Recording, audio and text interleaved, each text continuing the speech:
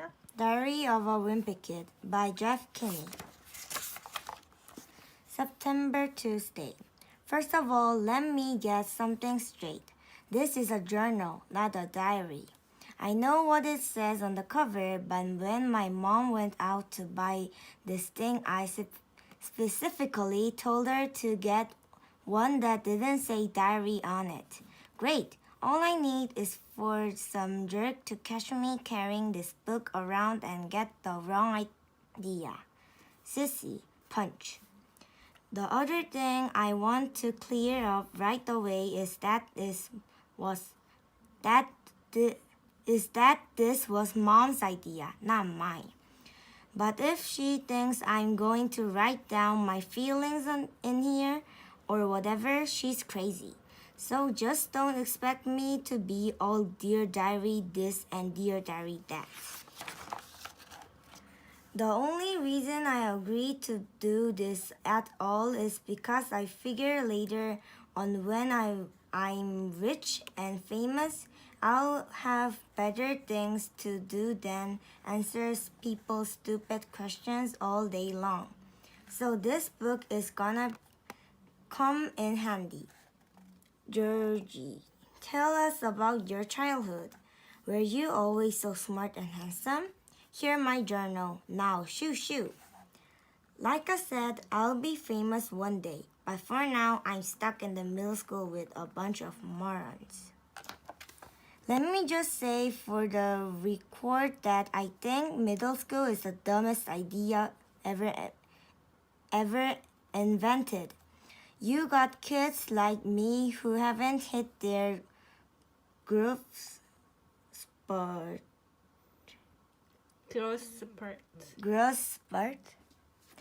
yet mixed in with these gorillas who need to shave twice a day. Out of my way, Rut. And then they wonder why bullying is such a big problem in middle school. If it was up to me, grade levels would be based on height, not age. But then again, I guess that would mean kids like Chang Gupta would be still in the first grade. Today is the first day of school, and right now we're just waiting around for the teacher to hurry up and finish the seating chart. So I figured I might as well write in this book to pass the time. By the way, let me give you some good advice. On the first day of school, you got to be real careful where you sit. You walk into the classroom and just plunk your stuffs down at any old desk, and the next thing you know, the teacher is saying, I hope you all like where you're sitting because these are your permanent seats. Gah! So in this class, I got stuck with Chris Hussey in front of me and Lionel James in back of me. Jason Brill came in late and almost sat to my right, but luckily I stopped that from happening at the last second. Is this seat taken? Yes. Next period. I should just sit in the middle of a bunch of hot girls as soon as I step in the room.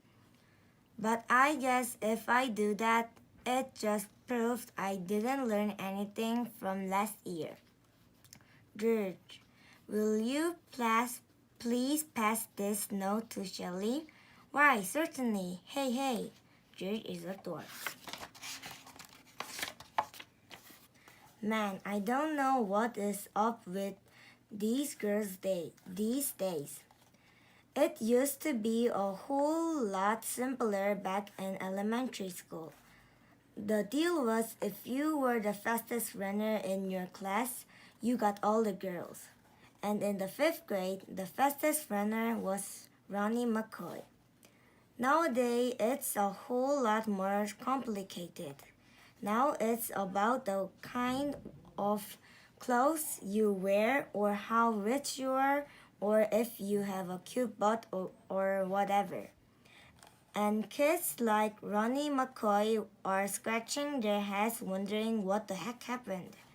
The most popular boy in my grade is Bryce Anderson. The thing that really stinks is that I have always been into girls, but kids like Bryce have only come around in the last couple of years. I remember how Bryce used to act back in elementary school. Girls are stinky poos. Yeah! I don't think girls are stinky poos. But of course now I don't get any credit for sticking with the girls all this time. Like I said, Bryce is the most popular kid in our grade. So that leaves all the rest of us guys scramble for the other spots. The best I can figure is that I'm somewhere around 52nd or 53rd, most popular this year. But the good news is that I'm about to move up one spot because Charlie Davis is above me and he's getting Bryce's next week. I tried to explain all this popularity stuff to my friend Rolly, who is probably hovering right around the 150 marks, by the way. But I think it just goes in one ear and out the other with him. Wednesday. Today we had phys ed, so the first thing I did when I got outside was sneak off to the basket court to see if the cheese was still there. And sure enough, it was. That piece of cheese has been sitting on the blacktop since last spring. I guess it must drop out of someone's sandwich or something. After a couple of days, the cheese started getting all moldy and nasty. Nobody would play basketball on the court where the cheese was, even though that was the only court that had a hoop with a net. Then one day, this kid named Darren Walsh touched the cheese with his finger, and that's what started this thing called the cheese touch. It's basically like the cooties. If you get the cheese touch, you're stuck with it until you pass it on to someone else. The only way to protect yourself from the cheese touch is to cross your fingers. But it's not that easy remembering to keep your fingers crossed every moment of the day. I ended up tapping mine together so they'd start crossed all the time. I got a D in handwriting, but it was totally worth it. This one kid named Abe Hall got the cheese touch in April, and nobody would even come near him for the rest of the year. This summer, Abe moved away to California and took the cheese touch with him. I just hope someone doesn't start the cheese touch again because I don't need that kind of stress in my life anymore. Thursday. I'm having a serious hard time getting used to the fact that summer is over and I have to get out of bed every morning to go to school. My summer did not exactly get off to a great start thanks to my older brother Roddick.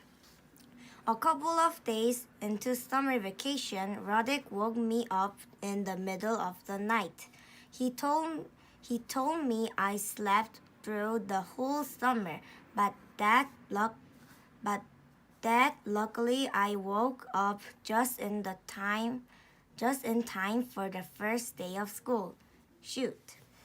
You might think I was pretty dumb for falling for that one, but Roddick was dressed up in his school clothes, and he set my alarm clock ahead to make it look like it was the morning. Plus, he closed my curtains so I couldn't see that it was still dark out. After Roddick woke me up, I got dressed and went downstairs to make myself some breakfast, like I do every morning on a school day. But I guess I must have made a pretty big rocket because the next thing I knew, Dad was downstairs yelling at me for eating Cheerios at 3 o'clock in the morning. It took me a minute to figure out what the heck was going on. After I did, I told Dad that Roddick had played a trick on me, and he was the one that should be getting yelled at. Dad walked down to the basement to chew Roddick out, and I tagged along. I couldn't wait to see Roddick get what was coming to him. But Roddick covered up his tracks pretty good. And to this way, I'm sure Dad thinks I've got a screw loose or something. Friday, today at school we got assigned to reading groups. They don't come right out and tell you if you're in the gifted group or the easy group. But you can figure it out right away by looking at the covers of the books they hand out. English did as a kid. Kid. Bing says boo. I was pretty disappointed to find out I got put in the gifted group because that just means a lot of extra work. When they did the screening at the end of last year, I did my best to make sure I got put in the easy group this year. Fred picked up the baby. The book. Phew, thanks. Mom is real tight with our principal, so I'll bet she stepped in and make sure I got put in the gifted group again.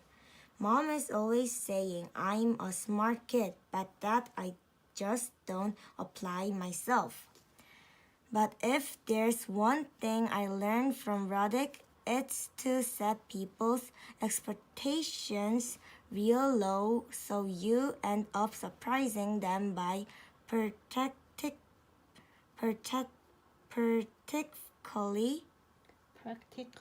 practically doing nothing at all. Roddick, I want your dirty underwear off the kitchen table before I get home from work later. Actually, I'm kind of glad my plan to get but in the easy group didn't work.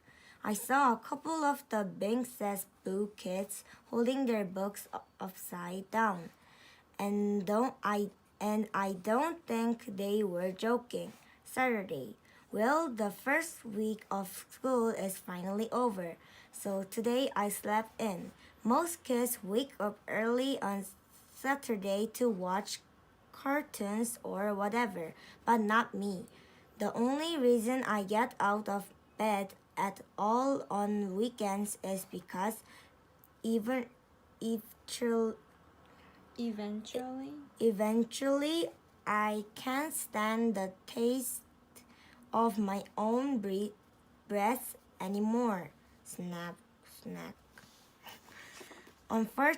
Unfortunately, Dad wakes up at 6 o'clock in the morning no matter what day of the week it is, and he is not real considerate of the fact that I am trying to enjoy my Saturday like a normal person.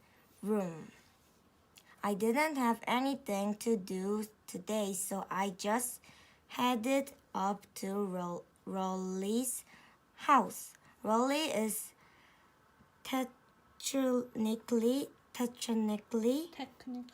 technically my best friend, but that is definite, definitely subject to change.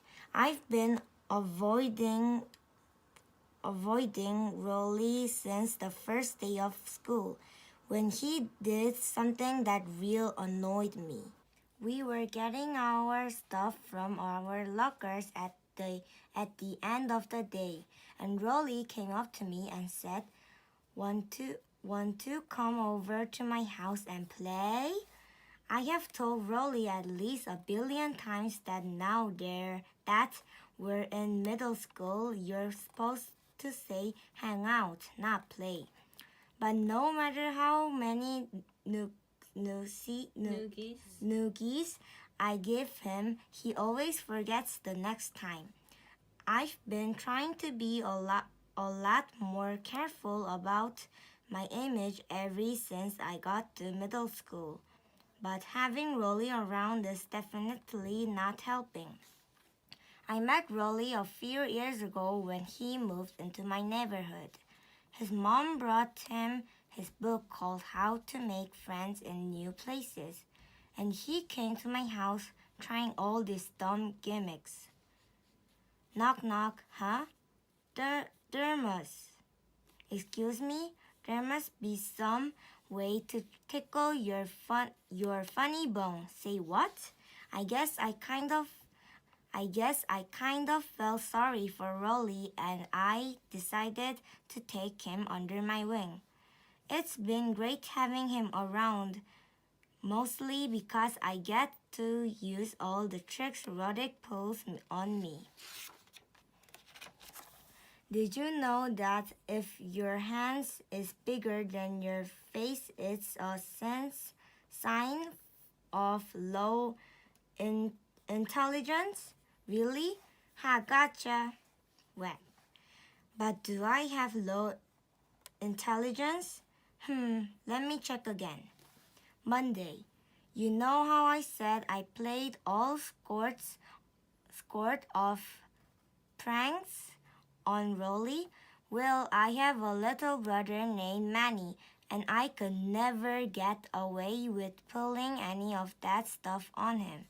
Mom and Dad protect Manny like he's a prince or something, and he never gets in trouble. Even he really deserves it.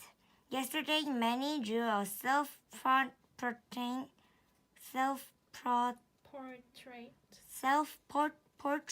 on my bedroom door in permanent marker. I thought Mom and Dad were really going to let him have it, but as usual, I was wrong. Oh. But the thing that bugs me the most about Manny is the nickname he has for me. When he was a baby, he couldn't pronounce brother, so he started calling me Bobby. And he still calls me that now, even though I keep trying to get Mom and Dad to take him stop. Luckily, none of my friends have found out yet, but believe me, I have had some really close calls. Hey, this one says it's to Bobby. Must be my mistake. Mom makes me help Manny get ready for school in the morning. After I make Manny his breakfast, he carries his cereal bowl into the family room and sits on his plastic potty. C is for cookies and cookie is for me. Ha! And when it's time for him to go to daycare, he gets up and dumps whatever he didn't eat right in the toilet. Dump. Mom is always getting on me about not finishing my breakfast. But if she had to scrap corn flakes out of the bottom of a plastic potty every morning, she wouldn't have such much of an appetite either. Tuesday. I don't know if I mentioned this before, but I am super good at video games. I'll bet I could beat anyone in my grade head to head. Unfortunately, that does not exactly appreciate my skills. He's always getting on me about going out and doing something active.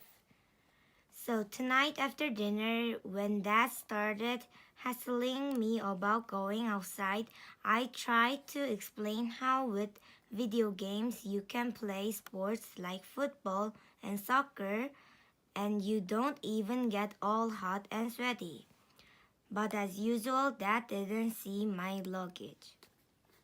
Dad is a pretty smart guy in general, but when it comes to common sense, sometimes I wonder about him. Slam. I'm sure Dad would dismantle my game system if he could figure out how to do it. But luckily, the people who make these things make them parent-proof. Dang nab these fancy gadgets.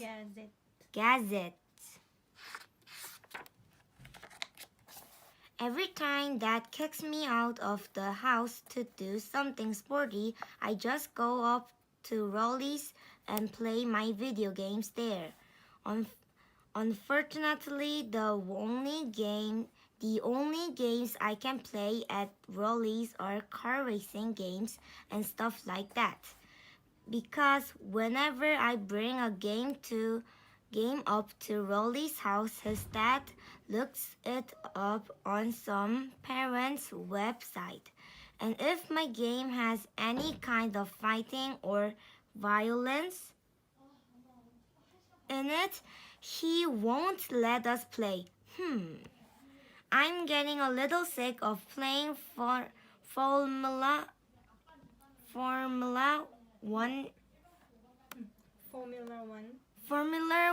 racing with Rolly because he's not a serious gamer like me. All that you have to do to beat Rolly is name your car something ridiculous at the beginning of the game. And then when you press Rolly's car, he just falls to pieces. Back! Anyway, after I got done mopping the floor with Rolly today, I headed home.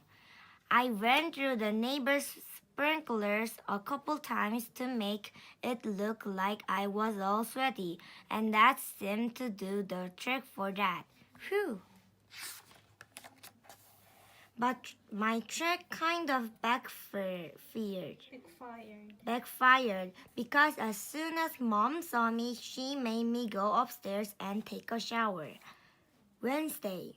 I guess Dad must have been pretty happy with himself for making me go outside yesterday because he did it again today. It's getting really annoying to have to go up to Rolly's every time I want to play a video game. There's this weird kid named Fregley who lived halfway between my house and Rolly's, and Fregley is always hanging out in his front yard. So it's pretty hard to avoid him. Wanna see my secret freckles? No thanks. Fregley is in my phys ed class at school, and he has his whole made-up language. Like when he needs to go to the bathroom, he says, juicy. As kids has pretty much figured Fregley out by now, but I don't think the teachers have really caught on yet. Oh, kid, gee whiz. Today I probably would have gone up to Rolly's on my own anyway, because my brother Roderick and his band were practicing down in the basement. Roderick's band is really awful, and I can't stand being home when they're having rehearsals. His band is called Loaded Diaper, only it's spelled Loaded Diaper on Roderick's band. You might think he spelled it that way to make it look cooler, but I bet if you told Roderick how Loaded Diaper is really spelled, it would be news to him. That was against Against. against the idea of Roderick starting a band, but Mom was all for it. She's the one who bought Roderick his first drum set. I think Mom has this idea that we're all going to learn to play instruments and then become one of those family bands like you see on TV that really hates heavy metals, and that's the kind of music Roderick and his band play. I don't think Mom really cares what Roderick plays or listens to because to hear all, music is the same. In fact, it, it, earlier today, Roderick was listening to one of his CDs in the family room, and Mom came in and started dancing. That really bugged Roderick, so he drove off to the store and came back 15 minutes later with his headphones.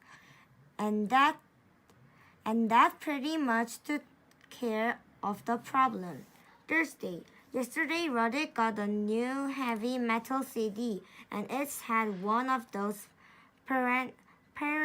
parental warning stickers on it.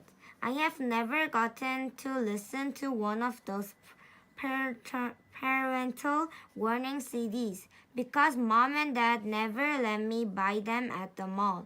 So I realized the only way I was gonna get a chance to listen to Roderick's CD was if I snuck it out of the house. This morning after Roderick left, I called off Rolly and told him to bring his CD player to school. Then I went down to Roderick's room and took the CD off his racks. You're not allowed to bring personal music players to school, so we had to wait to use it until after lunch when the teachers let us outside. As soon as we got the chance, me and Rolly snuck around the back of the school and loaded up Roderick's CD. But Rolly forgot to put batteries in his CD player, so it was pretty much worthless. Then I came up with his great idea of a game. The object was to put the headphones on your head and then try to shake them off without using your hands. The winner was whoever could shake the headphones off in the shortest amount of time. I had the record with 7.5 seconds, but I think I might have shook some of my feelings loose with that one. Right in the middle of our game, Miss Craig came around the corner and caught us red-handed. She took the music player away from me and started chewing us out. But I think she had the wrong idea about what we're doing back there. She started telling us how rock and roll is evil and how it's going to ruin your brains. I was going to tell her that there wasn't even any batteries in the CD player, but I could tell she didn't want to be interrupted. So I just waited until she was done, and then I said, "Yes, ma'am." But right when Mrs. Craig was about to let us go, Rolly started burbling about how he doesn't want rock and roll to ruin his brains. Honestly, sometimes I don't know what that Honestly, sometimes I don't know about that boy. Friday. Well, now I've gone and done it. Last night, after everyone was in bed, I snuck downstairs to listen to Roddick's CD on the stereo in the family room. I put Roddick's new headphones on and cranked up the volume really high. Then I hit play. First, let me just say I can definitely understand why they put the parental warning sticker on the CD, but I only got to hear about 30 seconds of the first song before I got interrupted. It turns out I didn't have the headphones plugged into the stereo, so the music was actually coming through the speakers, not the headphones. Dad marched me up to my room and shut the door behind him, and then he said, "Let's you and me have a talk, friend." Whenever Dad says friend, that way you know you're in trouble. The first time Dad ever said friend like that to me, I didn't get that he was being sarcastic, so I kind of let my guard down. Friend? Good. I don't make that mistake anymore.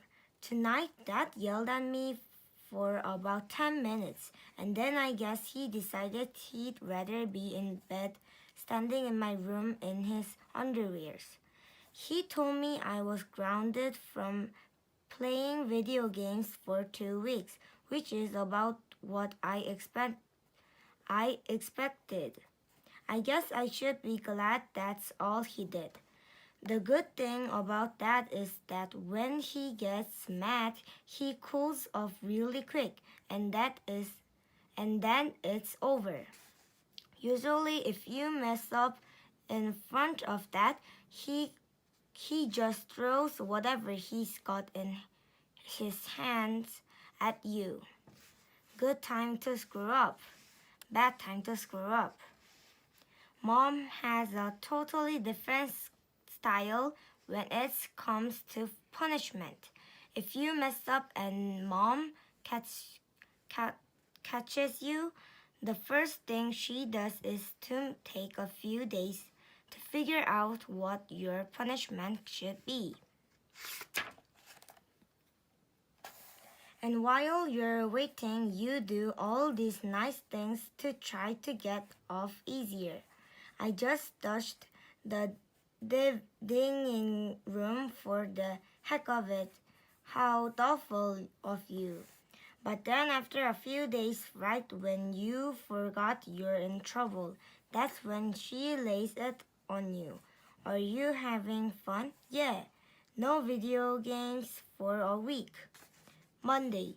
This video games ban is a whole lot tougher than I thought it would be. But at least I'm not the only one in the family who is in trouble. Roddick's in some hot water with mom right now too. Manny got a hold of one of Roddick's heavy metal magazine, and one of the pages had a picture of a woman in a beanie lying across the hood of a car. And then Manny bought it into daycare of show and tell. Anyway, I don't think mom was too happy about getting that phone call. I saw the magazine myself, and it honestly wasn't anything to get worked up over. But mom doesn't allow that kind of stuff in the house. Roddick's punishment was that he had to answer a bunch of questions mom wrote out of him. Wednesday. I'm still grounded from playing video games, so Manny has been using my system. Mom went out and bought a whole bunch of educational video games, and watching Manny play them is like torture. One number comes after 2 and rhymes with 3. 3. The good news is that I finally figured out how to get some of my games past Rolly's dad.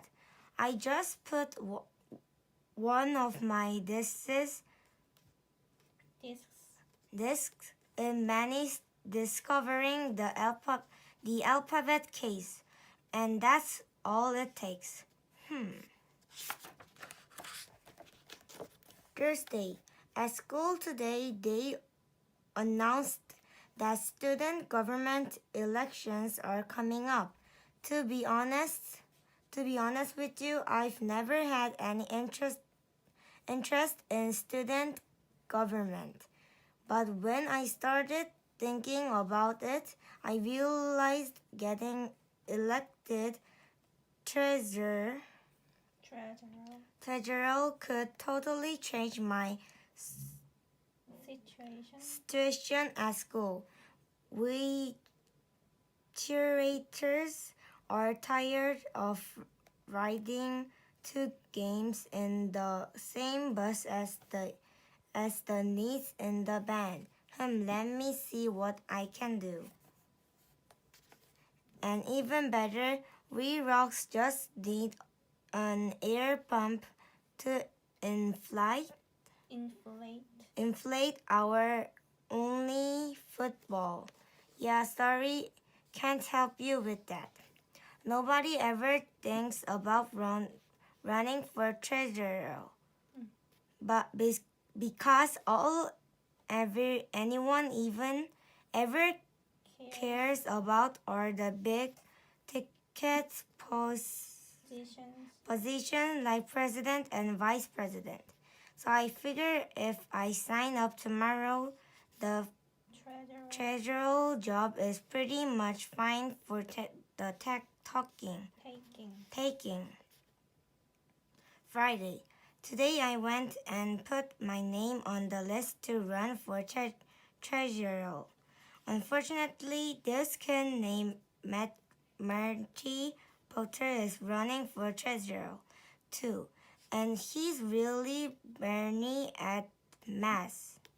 So this might not be as easy as I thought.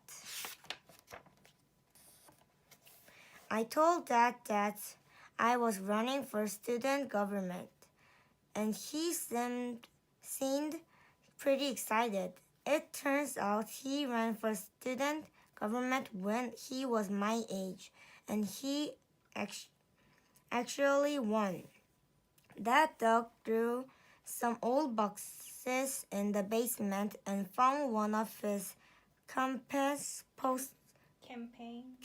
posters. I thought the poster idea was pretty good, so I asked Dad to drive me to the store to get some supplies.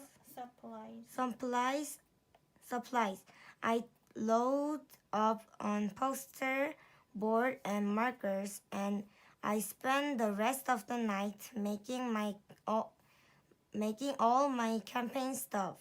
So let's just hope these posters work. Monday, I brought my posters into school today, and I have to say they come out pretty good. Do you want Matthew Potter to be your treasurer? Hey, you're dropping all our money, you fool. Remember in 2nd grade how Matthew Potter had headlights? Do you really want him touching your money? I started hanging my posters up as soon as I got in, but they were only up for about 3 minutes before Vice President Roy spotted them. Mr. Roy said you weren't allowed to write fabrications about the other candidates. So I told Mr. Roy that the thing about the headlights was true, and how it practically closed down the whole school when it happened. but he took down all my posters away. So today, Metri Potter was going around hanging out lollipops to buy himself vote while my posters were sitting at the bottom of Mr. Roy's trash can. I guess this means my political career is officially over. October, Monday.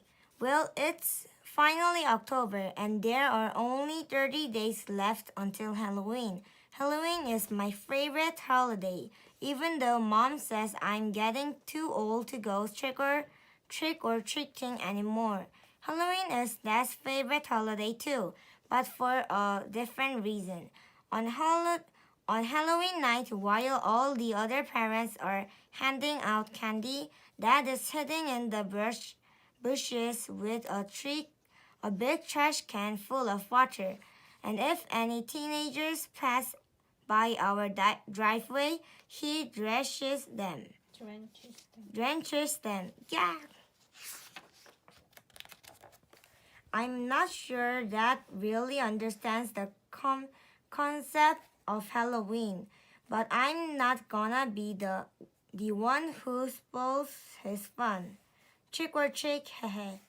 Tonight was the opening night of the Crossland High School haunted house, and I got Mom to agree to take me and Rolly. Rolly showed up at my house wearing his Halloween costume from last year. When I called him earlier, I told him to just wear regular clothes, but of course he didn't listen. I try not to let it bother me too much, though. I've never been allowed to go to the Crossland haunted house before, and I wasn't going to let Rolly ruin it for me. Roderick has told me all about it, and I've been looking forward to this for about 3 years. Anyway, when we got to the entrance, I started having second thoughts about going in. Good evening. But Mom seemed like she was in a hurry to get this over with, and she moved us along. Once we were through the gate, it was one scare after another. There were vampires jumping out at you and people without hats and all sort of crazy stuff. But the worst part was this area called Chainsaw Alley. There was this big guy in a hockey mask and he had a real chainsaw. Roderick told me that chainsaw has a rubber blade, but I wasn't taking any chance. Go on. Right when it looked like the chainsaw guy was going to catch us, Mom stepped in and blayed us out. That's not nice. I'm sorry, ma'am. Mom made the chainsaw guy show us where the exit was, and that was the end of our haunted house experience right there. I guess it was a little embarrassing when Mom did that, but I'm willing to let it go this one time. Saturday, the Crosslands haunted house really got me thinking. Those guys were charging $5 a pop and the line stretched halfway around the school. I decided to make a haunted house of my own. Actually, I had to bring Rolly in on the deal because Mom wouldn't let me convert our first floor into a full-out haunted mansion. I knew Rolly's dad wouldn't be crazy about the idea either, so we decided to build the haunted house in his basement and just not mention it to his parents. Me and Rolly spent most of the day coming up with an awesome plan for our haunted house. Here was our final plan. I don't mean to brag or anything, but what we came up with was way better than the Crossland High School haunted house. We realized we were gonna need to get the word out that we were doing this thing. So we got some papers and made up a bunch of flyers. I'll admit we stretched the truth a little in our advertisement, but we had to make sure people actually showed up. Haunted house with live sharks. By the time we finished putting the flyers up around the neighborhood and got back to Raleigh's basement, it was already 2:30, and we hadn't even started putting the actual haunted house together yet. So we had to cut some corners from our original plan. When 3 o'clock rolled around, we looked outside to see if anyone had showed up, and sure enough, there were about 20 neighborhood kids waiting in line outside Rolly's basement. Now I know our flyer said admission was 50 cents, but I could see that we had a chance to make a killing here. So I told the kids that admission was $2, and the 50-cent thing was just a typo. The first kid to cut up his $2 was Shane Shella. He paid his money and let him inside, and me and Rolly took our position in the Hall of Screams. The Hall of Screams were basically a bed with me and Rolly on either side of it. I guess maybe we made the Hall of Screams a little too scary, because halfway through, Shane curled up in a ball underneath the bed.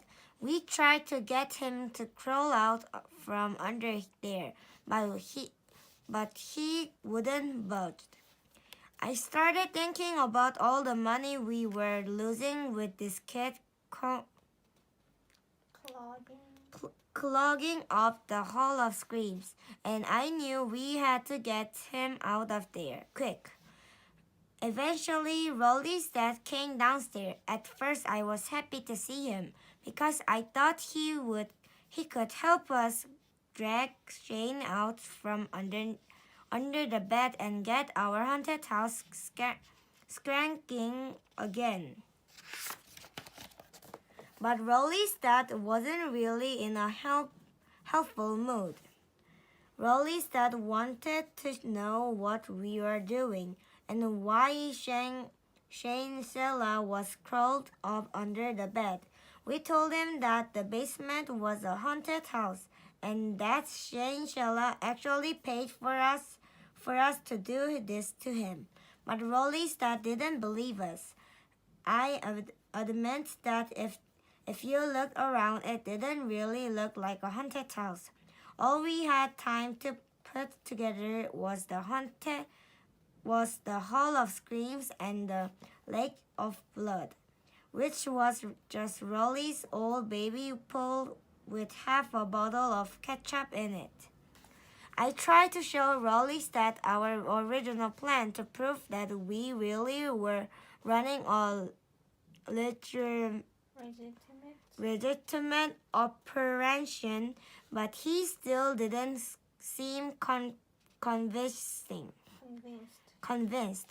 And to make a long story short, that was the end of our haunted house.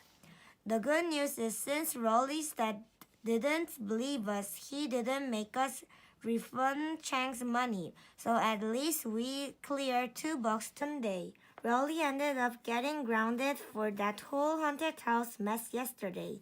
He's not allowed to watch TV for a week, and he's not allowed to have me over at his house during that time. That last part really isn't fair because that's punishing me.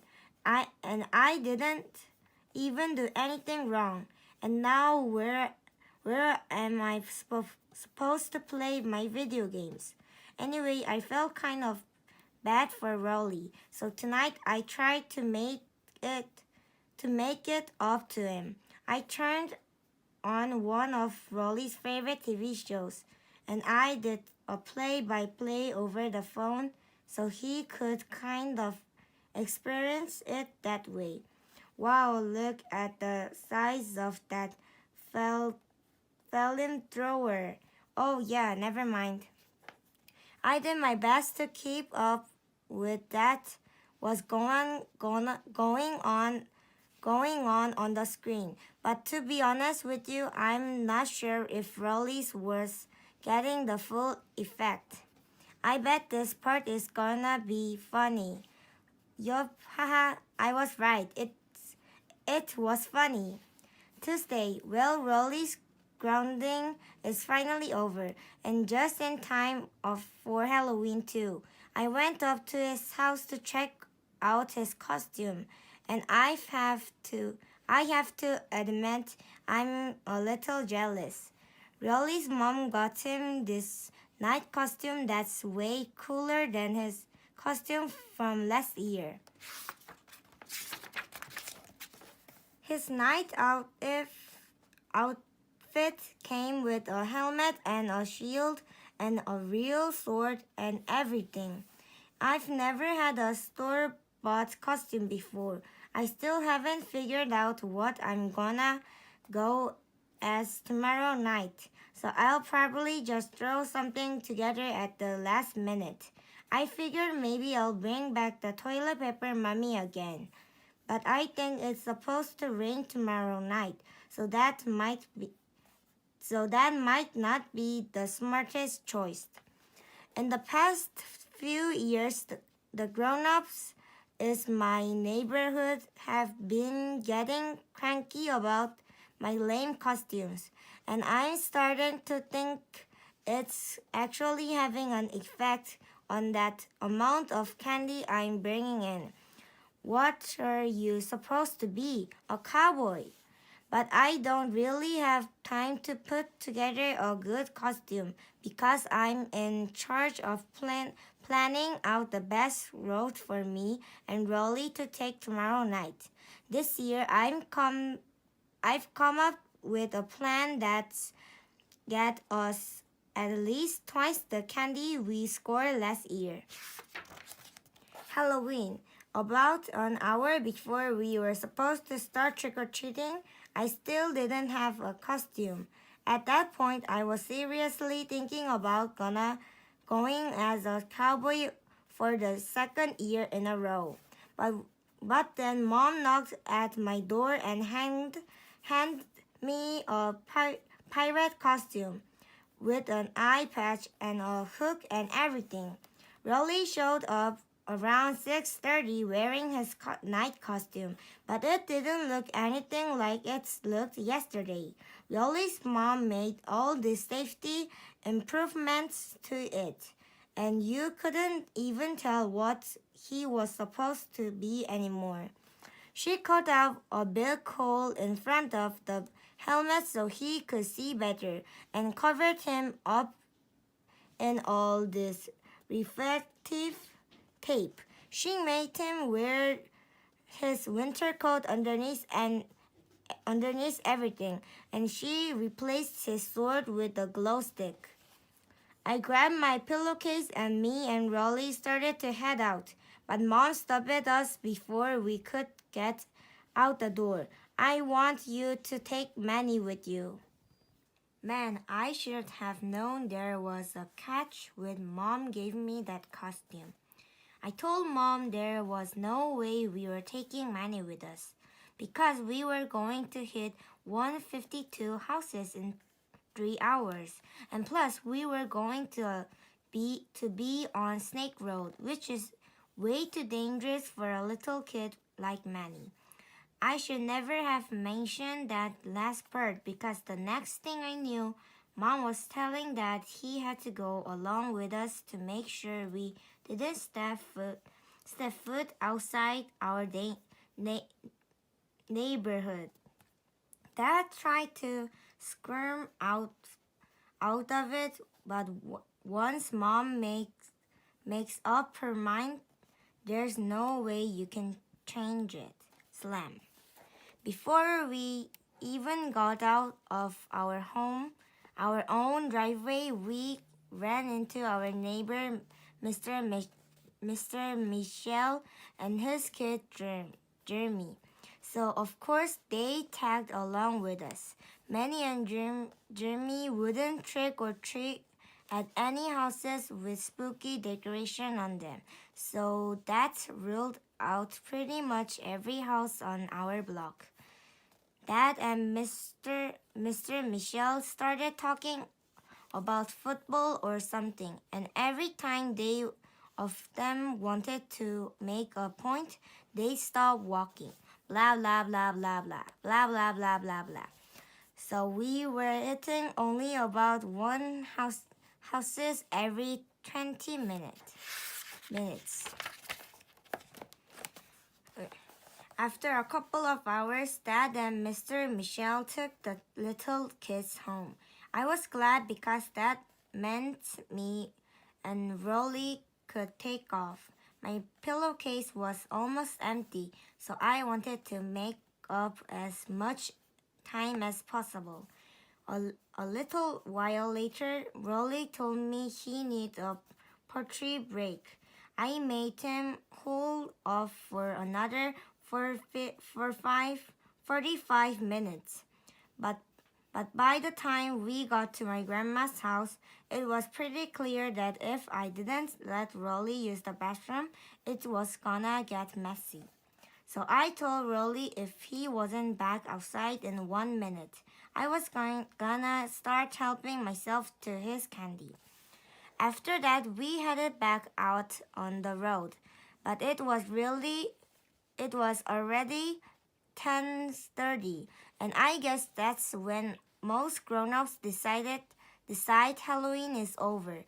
You can kind of tell because that's when they start coming to the door in their pajamas and give you the evil eye. We decided to head home. We made up a lot of time after Dad and Manny left. So I was pretty satisfied with how much candy we took in. When we were halfway home, this pickup truck came roaring down the street with a bunch of high school kids in it. The kid in the back was holding a fire extinguisher, and when the truck passed by us, he opened fire. I have to give Rolly credit because he blocked about 95% of the water with his shield, and if he hasn't done that, all our candy would have gone soaked. When the truck drove away, I yelled out something that I reject about 2 seconds later. We're calling the cops. The driver slammed on the brakes and turned his truck around. Me and Rolly started running, but those guys were right on our heels. The only place I could think of what was safe was Grandma's house, so we cut through a couple backyards to get there. Grandma was in bed already, but I knew she keeps the key under the mat on her front porch. Once we got inside, I looked out the window to see if those guys had followed us, and sure enough, they did. I tried to trick them into leaving, but they wouldn't budge. Well, I guess now that we're safe in our own houses, you can't get us. After a while, we realized the teenagers were going to wait us out, so we decided we were just gonna have to spend the night at Grandma's. That's when we started getting cocky, making monkey noises and the teenagers and whatnot. Well, at least I was making monkey noises. Rolly was kind of making owl noises, but I guess it was the same general, gen- general idea. Woo ooh ee ee ah ah hoo hoo. I called Mom to tell her we were going to crash at Grandma's for the night, but Mom sounded really mad on the phone. She said it was a school night and that we had to get home right that instant. So that meant we were gonna have to make a run for it. I looked out the window at this time. I didn't see the truck, but I knew those guys were hitting somewhere and we were just trying to draw us out. So we snuck out the back door, hopped over Grandma's fence, and ran all the way to Snake Road. I figured our chances were better there because there aren't any street lights. Snake Road is scary enough on its own without having a truckload of teenagers hunting you down. Every time we saw a car coming, we drove into the bushes. It must have taken us a half hour to go 100 yards. But believe it or not, we made it all but the way home without getting caught. Either one of us let our guard down until we got to my driveway. But right then there was this awful scream and we saw a big wave of water coming toward us. Man, I forgot all about that, and we totally paid the price for it. Whoops, hehe. When me and Rolly got inside, we laid out all our candy on the kitchen table. The only things we could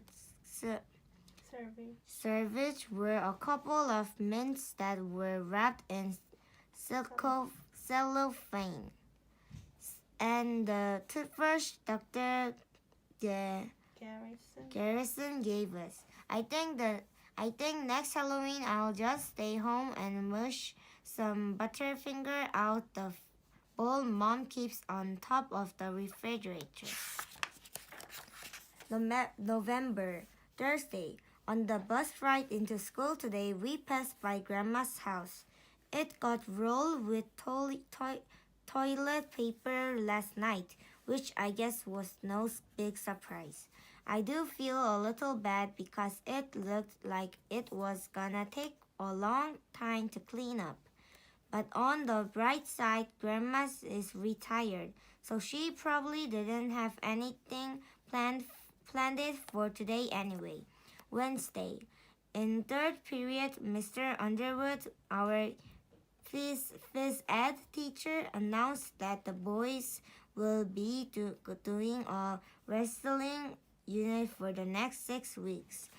If there's one thing most boys in my school are into, it's professional wrestling. So Mr. Underwood might as well have set off a bump.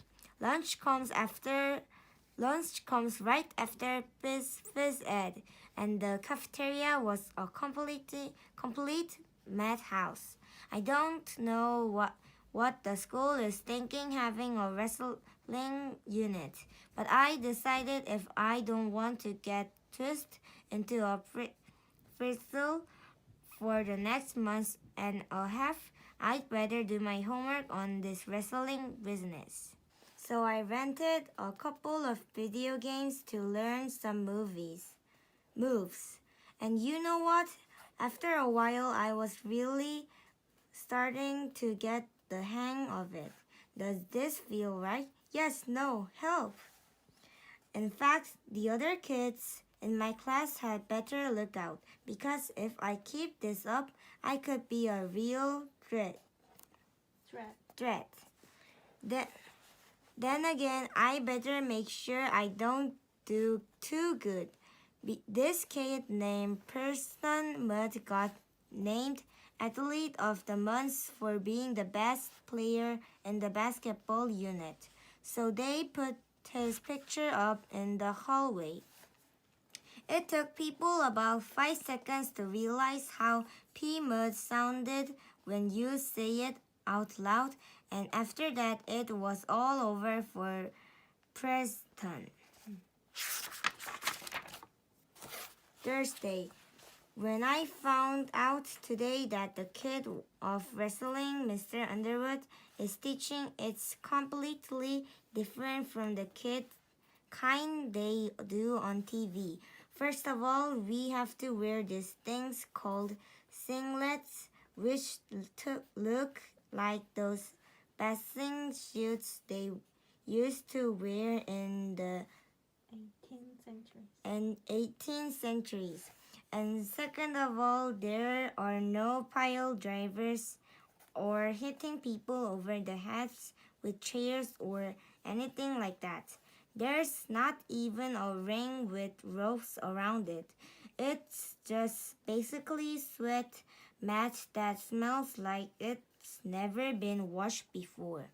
Mr. Underwood started asking for volunteers so he could demonstrate some wrestling holds, but there was no way I was going to raise my hand.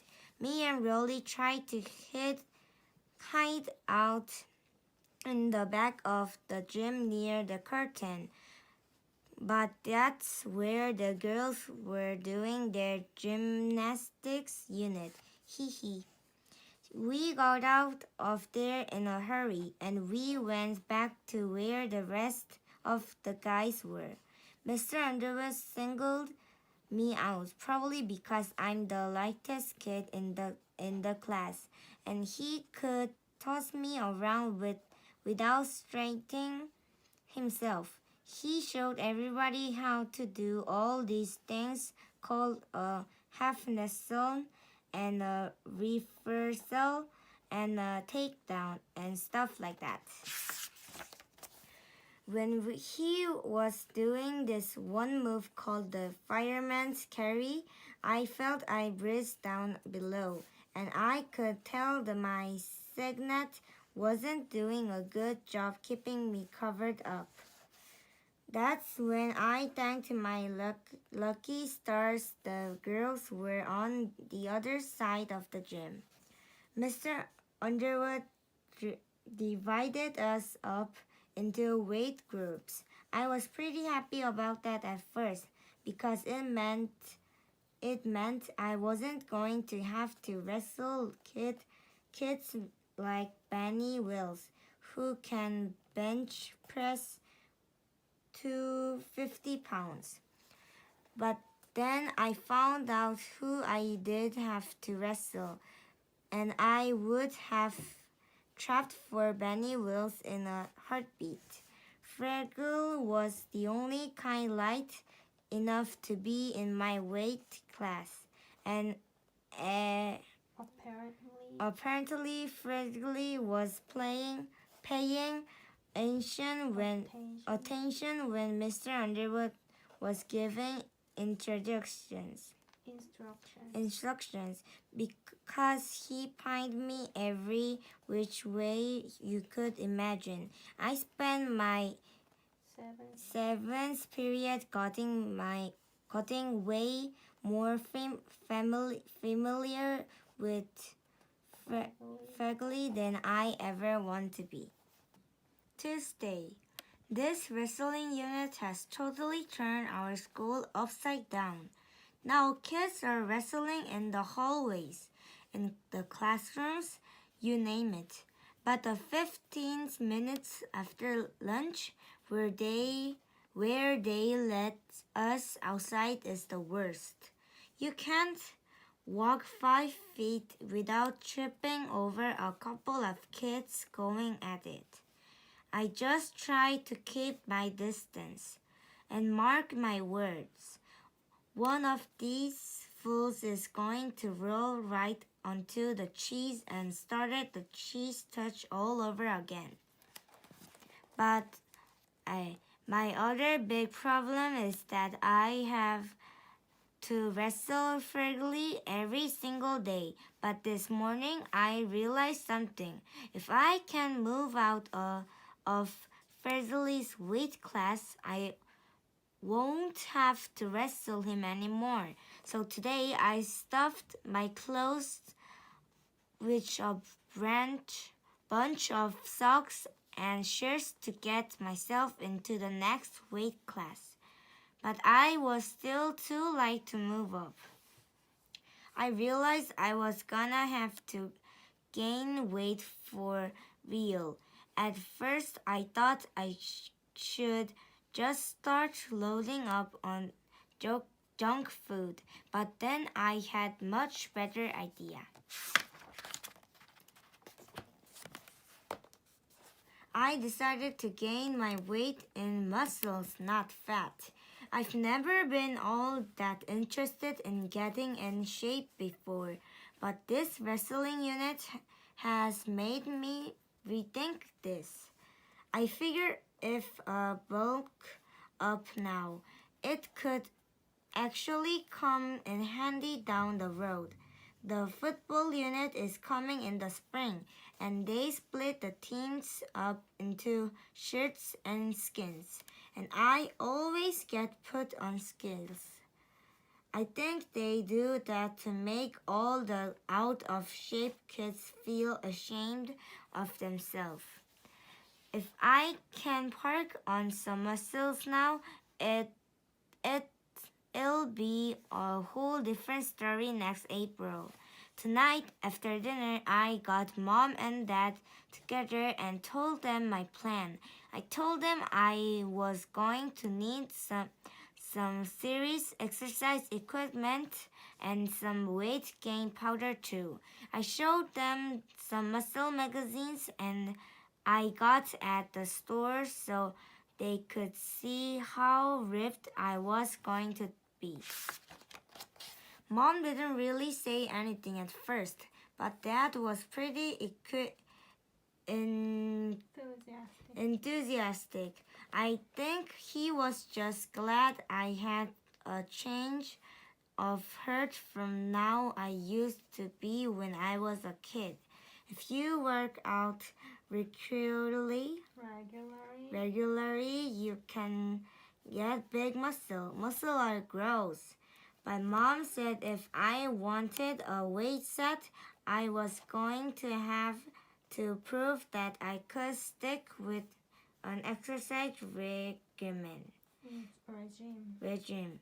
She said I could do that by doing sit-ups and jumping jacks for 2 weeks. I had to explain that the only way to get total birth up is to get the kind of high-tech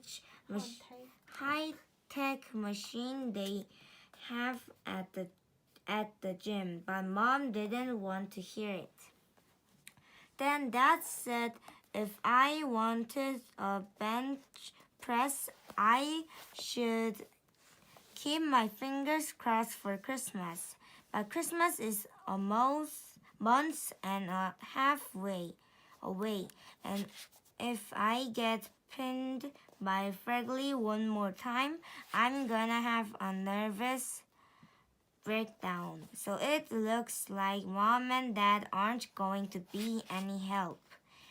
And that means I'm going to have to take matters into my own hands as usual. Saturday. I couldn't wait to start my weight training program today. Even though Mom won't let me get the equipment I needed, I wasn't going to let that hold me back. So I went into the fridge and emptied out the milk and orange juice, and filled the jugs with sand. Then I taped them to a broomstick, and I had myself a pretty decent barbell. After that, I made a bench press out of an ironing board and some boxes. Once I had that all set, I was ready to do some serious lifting. I needed a supporting partner, so I called Rolly. And when he showed up at my door wearing some ridiculous getup, I knew I made a mistake inviting him. I made Rolly use the bench press first, mostly because I wanted to see if the broomstick was going to hold up. He did about 5 reps and he was ready to quit, but I won't let him. That's what a good trainer partner is for, to push you beyond your limits. 15 more, come on. I knew Rolly wasn't going to be as serious about weightlifting as I was, so I decided to try out an experiment to test his de- dedication. Dedication. In the middle of Rolly's set, I went and got his this phony nose and mustache Roddick has in his junk drawer. And I and right when Rolly had the barbell in the down position, I leaned over and looked at him. Woo! Sure enough, Rolly totally lost his concentration. He concentration. He couldn't even get the barbell off his chest. I thought about helping him out, but then I realized that if Rolly didn't get serious about working out, he was never going to get to my level. I eventually had to rescue him because he started beating the junk jar to let the sand leak out. After Rolly got off the bench press, it was time for my set. But Rolly said he didn't feel like working out anymore, and he went home. I figured he'd pull something like that. But I guess you can't expect everyone to have the same kind of de- dedication dedication as you. Wednesday. Today in geography we had a quiz, and I have to say I've been looking forward to this one of a long time. The quiz was on state cap- capitals, and I sit in the back of the room, right next to this giant map of the United States. All the capitals are written in big red print, so I knew I had this one in the bag. But right before the test got started, Patty Farrell picked up from the front of the room. Teacher, teacher, Patty told Mr. Arad that he should cover up the United States map before we got started. Nice catch, Patty. So thanks to Patty, I ended up flunking the quiz, and I will definitely be looking for a way to pay her back of that one. Thursday. Tonight, Mom came up to my room and she had a flyer in her hand. As soon as I saw it, I knew exactly what it was.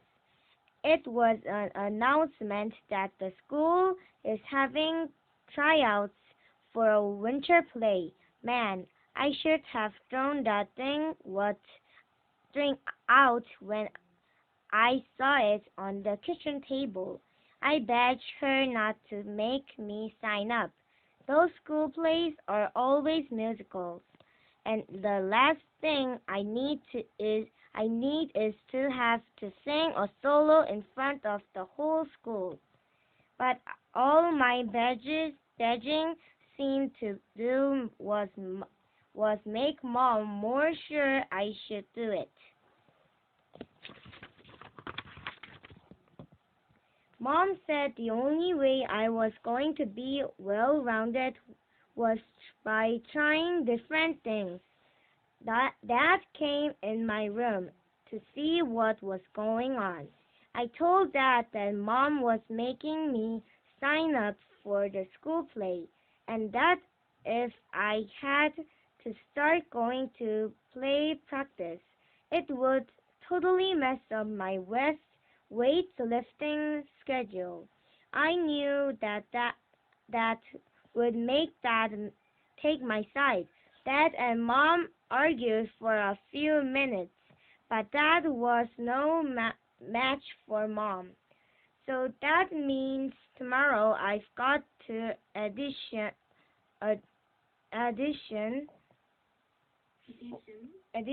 for the school play.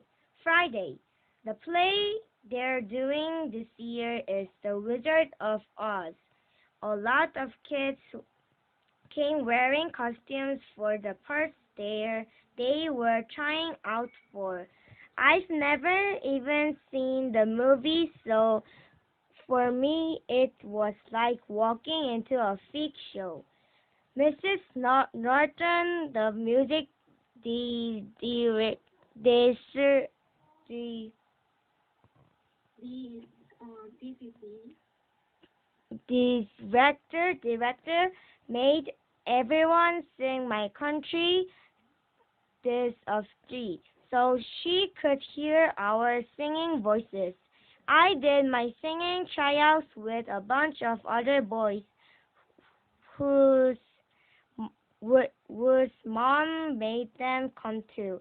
I tried to sing as quietly as possible, but of course I got singled out away. What a lovely soprano! I I have no idea what a soprano is, but from the way some girls of some of the girls were giggling, I knew it wasn't a good thing. Tryouts went on forever. The Godfreno came with auditions for Dorothy, who I guess is the lead character in the play, and who should try out first but Petty Farrell. I thought about trying out for the part of the witch because I hear that in the play the witch does all sorts of mean things to Dorothy. But then somebody told me there's a good witch and a bad witch, and with my luck, I ended up getting to be the good one. Monday. I was hoping Mrs. Norton would just cut me from the play, but today she said that everyone who tried out is going to get a part. So lucky me. Mr. Norton, Mrs. Norton showed the Wizard of Oz movie so everyone would know the story.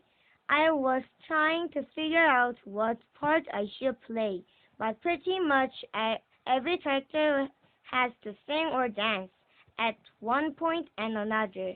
But about halfway through the movie, I figured out what part I wanted to sign up for. I'm going to sign up to be a tree because one, they don't have to sing, and two, they can't to being dirty with apples. Getting to Patty Fail with apples in front of a live audience would be my dream come true. I may actually have to thank Mom for making me do this play once it's all over. After the movie ended, I signed up to be a tree. Unfortunately, a bunch of other guys had the same idea as me, so I guess there are a lot of guys who have a bone pick with Patty Farrell. Wednesday. Well, like Mom always says, be careful what you wish for. I got picked to be a tree, but I don't know if that's such a good thing. The tree costumes don't actually have armholes, so I guess that rules out any apple throwing. I should probably feel lucky that I got a speaking part at all. They had too many kids trying out and not enough roles, so they had to start making up characters. Ronnie James tried out to be the Thin Man, but he got stuck with being the Scrub. Friday. Remember how I said I was lucky to get a speaking part? Well, today I found out I only have one line in the whole play. I say it when Dorothy picks an apple off my branch. Ouch. That means I have to go to a 2-hour practice every day just so I can say one stupid word. I'm started I'm starting to think Ronnie James got a better deal as the sheriff. He found a way to sneak a video games into his costume, and I'll bet that really makes the time go by. So now I'm trying to think of ways to get Mrs. Norton to kick me out of the play. But when you only have one word to say, it's really hard to mess up your lines. Ouch! December, Thursday. The, the play is only a couple of days away, and I have no idea how we're going to pull this thing off. First of all, nobody has burdened to learn their lines, and that's all Mrs. Norton's fault. During rehearsal, Mr. Norton whispers everyone's line to them from the side of the stage. I'll get you by pretty. I'll get that you're pretty. I wonder how it's going to go next Thursday when Mrs. Norton is sitting at her piano 30 feet away. Another thing that's screwing everything up is that Mrs. Norton keeps adding new scenes and new characters. Yesterday, she brought in this first grader to play Dorothy's dog Toto. But today, the kid's mom came in and said she wanted her child to walk around on two legs because crawling around on all fours would be too degrading. So now we've got a dog that's gonna be walking around on his hind legs for the whole show. But the worst change is that Mrs. Norton actually wrote a song that us trees have to sing. She said everyone deserves a chance to sing in the play. So today we spent an hour learning the worst song that's ever been written, We Three Trees. That God Roddick wouldn't be in the audience to see me humiliate myself. Mrs. Norton said the play is going to be a semi-formal occasion. And I know there's no way Roddick is going to wear a tie for a middle school play. But today wasn't all bad. Toward the end of practice, Archie Kelly tripped over Ronnie James and chipped his tooth because he couldn't stick his arm out to break his fall. So the good news is they're letting us trees carve out armholes for the performance. Tuesday. Tonight was the big school production of The Wizard of Oz. The first sign that things were not going to go well happened before the play even started. I was peeking through the curtain to check out how many people showed up to see the play. And guess who was standing right up front? My brother Roddick, wearing a clip-on tie. He must have found out I was singing and he couldn't resist the chance to see me embarrass myself. The play was supposed to start at 8 o'clock, but it got delayed because Ronnie James had stage fright. You'd figure that someone whose job it was to sit on the stage and do nothing could just stuck it up for one performance. But Ronnie wouldn't budge, and eventually his mom had to carry him off. The play finally got started around 8:30. Nobody could remember their lines, just like I predicted. But Mrs. Norton kept things moving along with her piano. The kid who played Toto brought a stool and a pile of comic books onto the stage, and that totally ruined the whole dog effect. When it was time for the fluorescence, me and the other trees hopped into our positions. The curtain rose, and when they did, I hear Manny's voice. Bubby. Great. I have been able to keep that nickname quiet for 5 years. And now, all of the sudden, the whole town knew it. I could feel about 300 pairs of eyeballs pointed my way. So I did some quick ad-libbing, and I was able to deflect the embarrassment over to Arctic Callie. I think you dropped an apple, Bubby. But the major embarrassment was still on the way. When I heard Mrs. Norton playing the first few bars of We Three Cheese, I felt my stomach jump. I looked out at the audience and I noticed Roderick was holding a video camera. I knew that if I sang the song and Roderick recorded, he would keep the tape forever and use it to humiliate me for the rest of my life. I didn't know what to do, so when the time come to start singing, I just kept my mouth shut. We three trees from yonder land. For a few seconds there, things went okay. I figured that if I didn't technically sing the song, Roderick wouldn't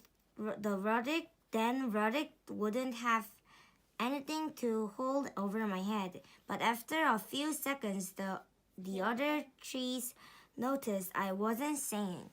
I guess they must thought I knew something that they didn't, so they stopped singing too. Thus by a margin fair and safe.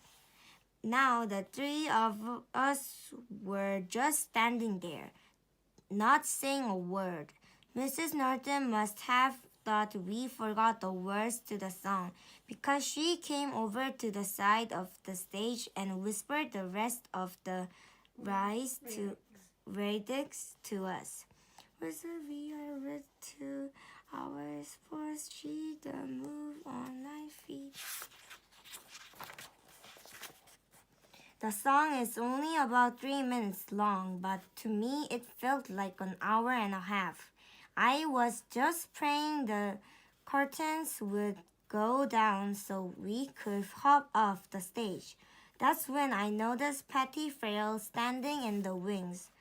And if looks could kill us, trees would be dead. She probably thought we were running her chance of making it to Broadway or something. Seeing Patty standing there remind me why I signed up to be a tree in the first place. Pretty soon the rest of the trees started throwing apples too. I think Choctaw even got in on the act. Somebody knocked the glasses off of Patty's head and one of the lens broke. Mrs. Norton had to shut down the play after that because Patty can't sing 2 feet in front of her without her glasses. After the play was over, my family went home together. Mom had brought a bouquet of flowers and I guess they were supposed to be for me, but she ended up tossing them in the trash can on the way out the door. I just hope that everyone who came to see the play was as entertained as I was. Wednesday. Well, if one good thing came out of the play, it's that I don't have to worry about the Bubby nickname anymore. I saw Archie Kelly getting harassed in the hallway after 5th period today, so it looks like I can finally start to breathe a little easier. Sunday.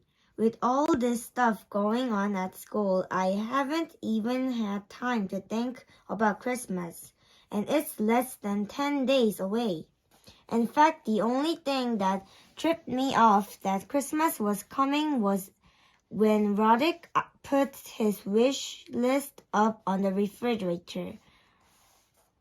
I usually make a big wish list every year, but this Christmas all I really want is this video game called Twist Wizard. Tonight Manny was going through the Christmas catalog picking out all the stuff he wants with a big red marker. Manny was circling every single toy in the catalog. He was even circling really expensive things like a giant motorized car and stuff like that. So I decided to step in and give him some good big brotherly advice. I told him that if he circled stuff that was too expensive,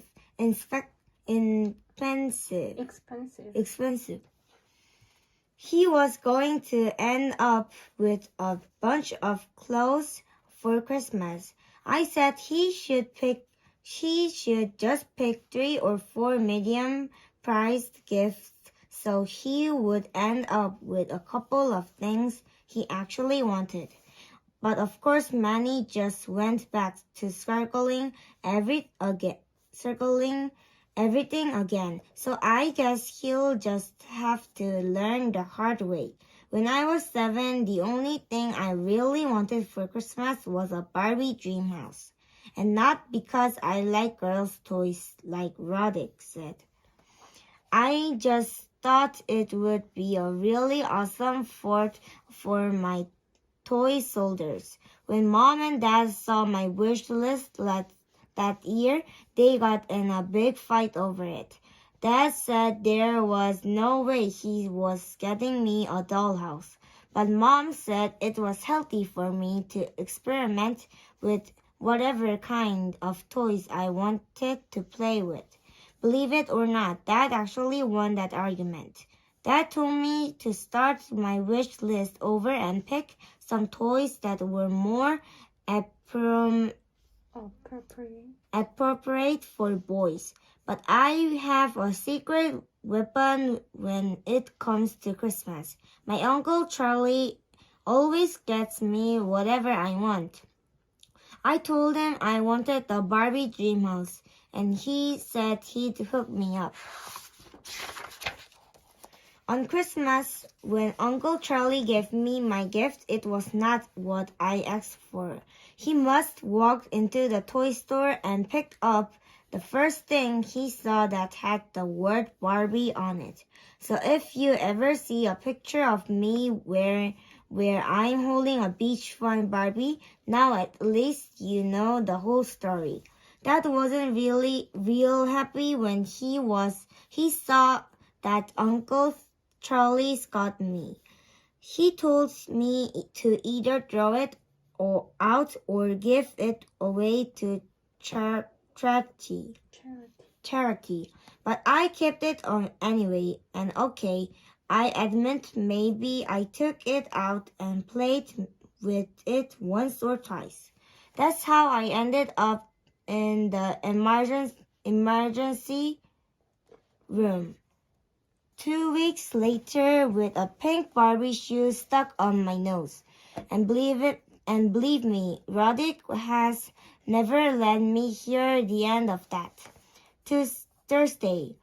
Tonight, me and Mom went out to get a gift for the gifting tree at church. The giving tree is basically a secret Santa kind of thing where you get a gift for someone who is needy. Mom picked out a red wool sweater for our giving tree guys.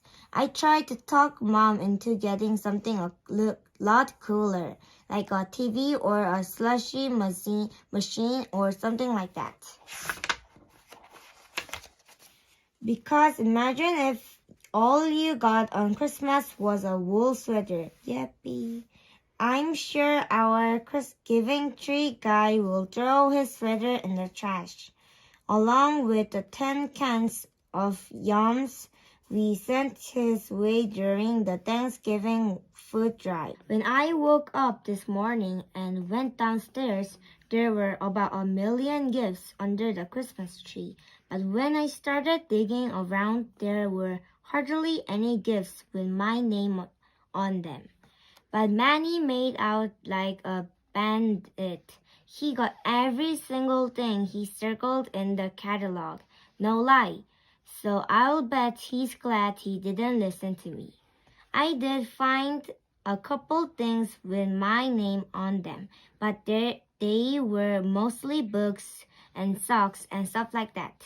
I opened my gifts in the corner behind the couch, because I don't like opening gifts near that.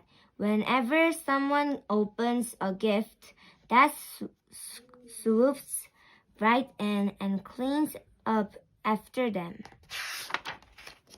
I gave Manny a toy helicopter and I gave Roddick a book about rock bands. Roddick gave me a book too, but of course he didn't wrap it. The book he got me was Best of Little Cutie. Little Cutie is the worst comic in the newspaper, and Roddick knows how much I hate it. I think this is the first year in a row I've gotten a Little Cutie book from him. I gave Mom and Dad their gifts. I get them the same kind of thing every year, but parents eat that stuff up. Thanks, hehe. The rest of the relatives started showing up around 11 o'clock, and Uncle Charlie came at noon. Uncle Charlie brought a big trash bag full of gifts, and he pulled my present out of the top of the bag. The package was the exact right size and shaped to be a Twist Wizard game, so I knew Uncle Charlie came through for me. Mom got the camera ready and I tore open my gift. But it was just an 8 of 10 picture of Uncle Charlie. I guess I didn't do a good job of hiding my disappointment, and Mom got mad. All I can say is I'm glad I'm still a kid, because if I had to act happy about the kinds of gifts grown-ups get, I don't think I could pull it off. I know the perfect place for this. I just knew you'd love it. I went up to my room to take a break for a while. A couple minutes later, Dad knocked on my door. He told me he had my gift for me out in the garage, and the reason it was out there was because it was too big to wrap. And when I walked down to the garage, there was a brand new weight set. That thing must have cost a fortune. I didn't have the heart to tell Dad that I kind of lost interest in the whole weightlifting thing when the wrestling unit ended last week. So I just said thanks and said, I think Dad was expecting me to drop down and start doing some reps or something. But I just excused myself and went back inside. At about 6 o'clock, all the relatives cleared out. I was sitting on the couch watching Manny play with his toys, feeling pretty sorry for myself. Then Mom came up to me and said that she found a gift behind the piano with my name on it, and it said from Santa. The box was way too big for Twisted Wizard, but Mom pulled the same big boss trick on me last year when she got me a memory card for my video game system. So I ripped open the package and pulled out my present. Only this wasn't Twist Wizard either. It was a giant red wool sweater. At first, I thought Mom was playing some kind of practical joke on me, because this sweater was the same kind we bought for our giving tree guy. But Mom seemed pretty confused too. She said she did buy me a video game and that she had no idea what the sweater was doing in my box. And then I figured it out. I told Mom there must have been some kind of mix-up, and I got the giving tree guy's gift and he got mine. Mom said she used the same kind of wrapping paper for both of our gifts, so she must written the wrong names on the tags. But then Mom said that this was really a good thing because the giving tree guy was probably really happy he got such a great gift. I had to explain that you need a game system and a TV to play Twisted Wizard. So the game was totally useless to him. Even thought my Christmas was not going that great. I'm sure it was going a whole lot worse for the giving tree guy. I kind of decided to throw in the towel for this Christmas, and I head up to Raleigh's house. I forgot to get a gift for Raleigh, so I just slapped a bow on the little cutie book Roderick gave me, and that seemed to do the trick. Raleigh's parents have a lot of money, so I can always count on them for a good gift. But Raleigh said that this year he picked out my gifts himself. Then he brought me outside to show me what it was. From the way Raleigh was hyping his present, I thought he must have gotten me a big screen TV or a motorcycle or something. But once again, I let my hopes get too high. Raleigh got me a big wheel. I guess I would have thought this was a cool gift when I was in the 3rd grade, but I have no idea what I'm supposed to do with one now. Raleigh was so enthusiastic about it that I tried my best to act like I was happy anyway. Gee, thanks. We went back inside and Rolly showed me his Christmas loot. He sure got a lot more stuff than I did. He even got Twisted Wizard, so at least I can play it when I come up to his house. That is until Rolliestat finds out how violent it is. And boy, you have never seen someone as happy as Rolly with his little cutie book. His mom said it was the only thing on his list that he didn't get. Well, I'm glad someone got what they wanted today. New Year's Eve. In case you're wondering what I'm doing in my room at 9 p.m. on New Year's Eve, let me fill you in.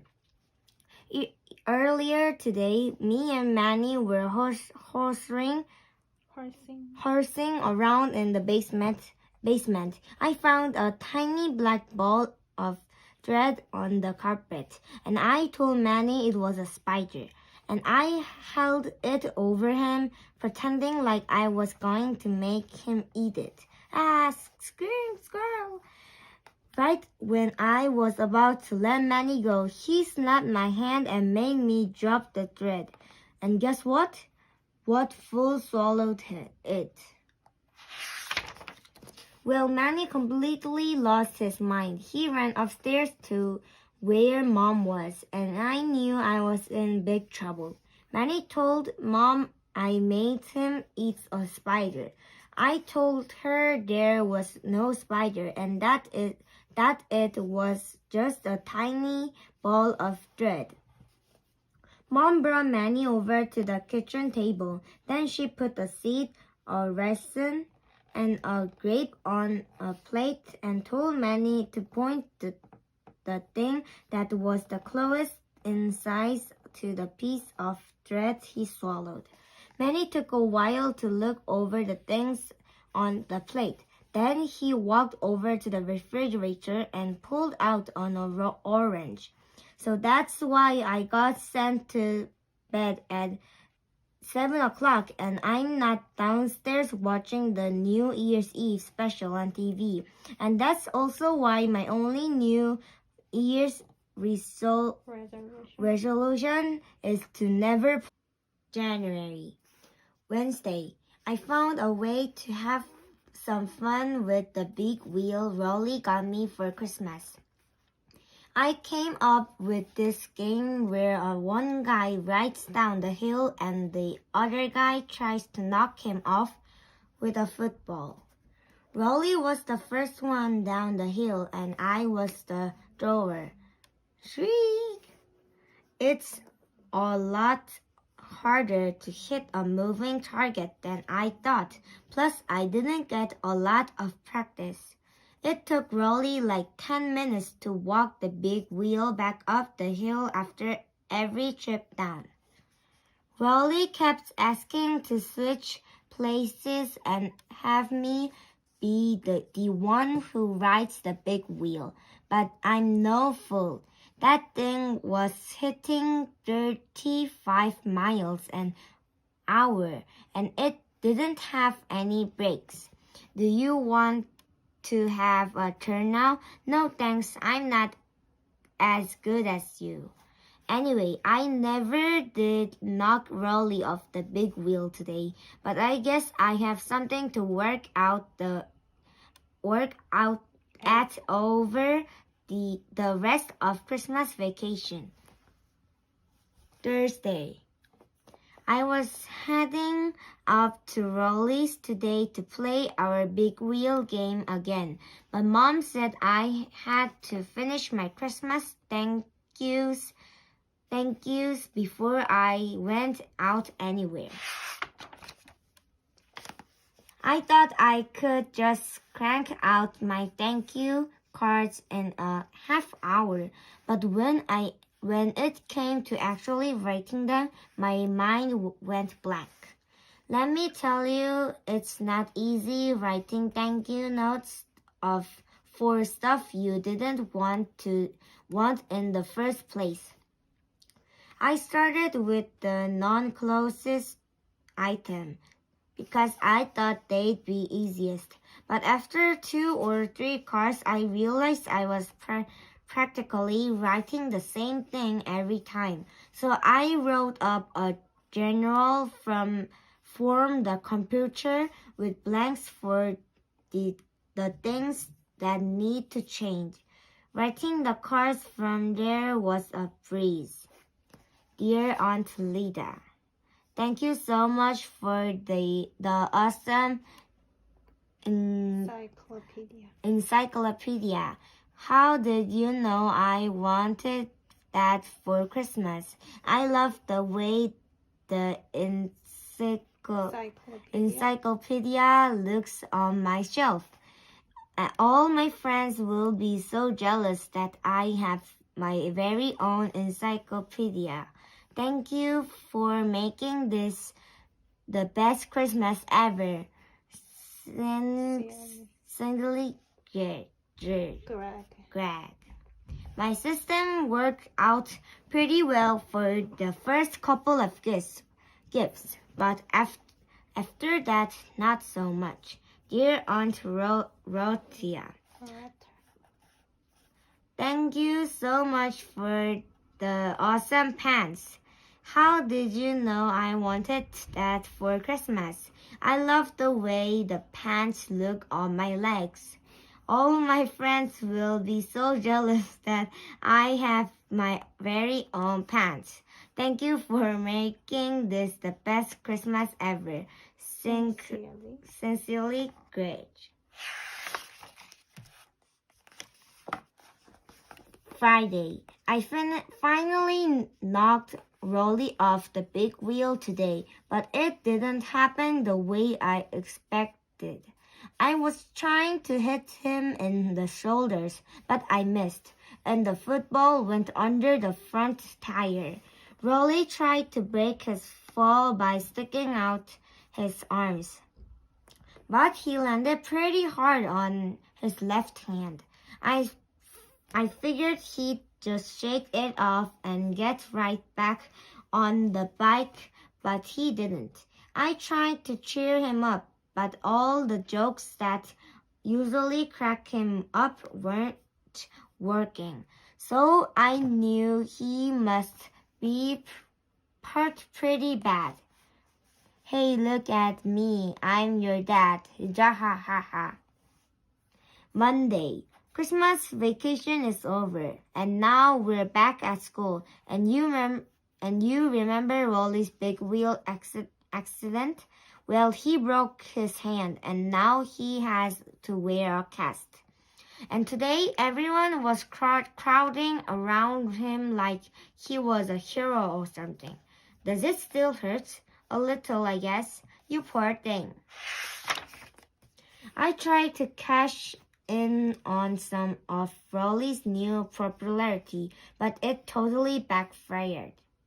I'm the one who broke his hand. You meanie. At lunch, a bunch of girls invited Rolly over to their table so they could feed him.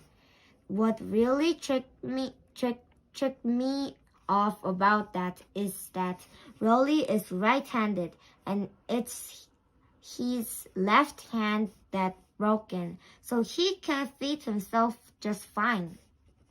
Here comes the airplane, yum yum. Tuesday, I realized Rolly's injury thing is a pretty good racket, so I decided it was time for me to have an injury of my own. I took some gauze from home, and I wrapped up my hand to make it look like it was hurt. I couldn't figure out why the girls weren't swarming me like they swarmed Rolly, but then I realized what the problem was. See, the cast is a great gimmick because everyone wants to sign their name on it. But it's not exactly easy to sign goods with a pen. So I came up with a solution that I thought was just as good. Would you like to be the first one to sign my sympathy sheet?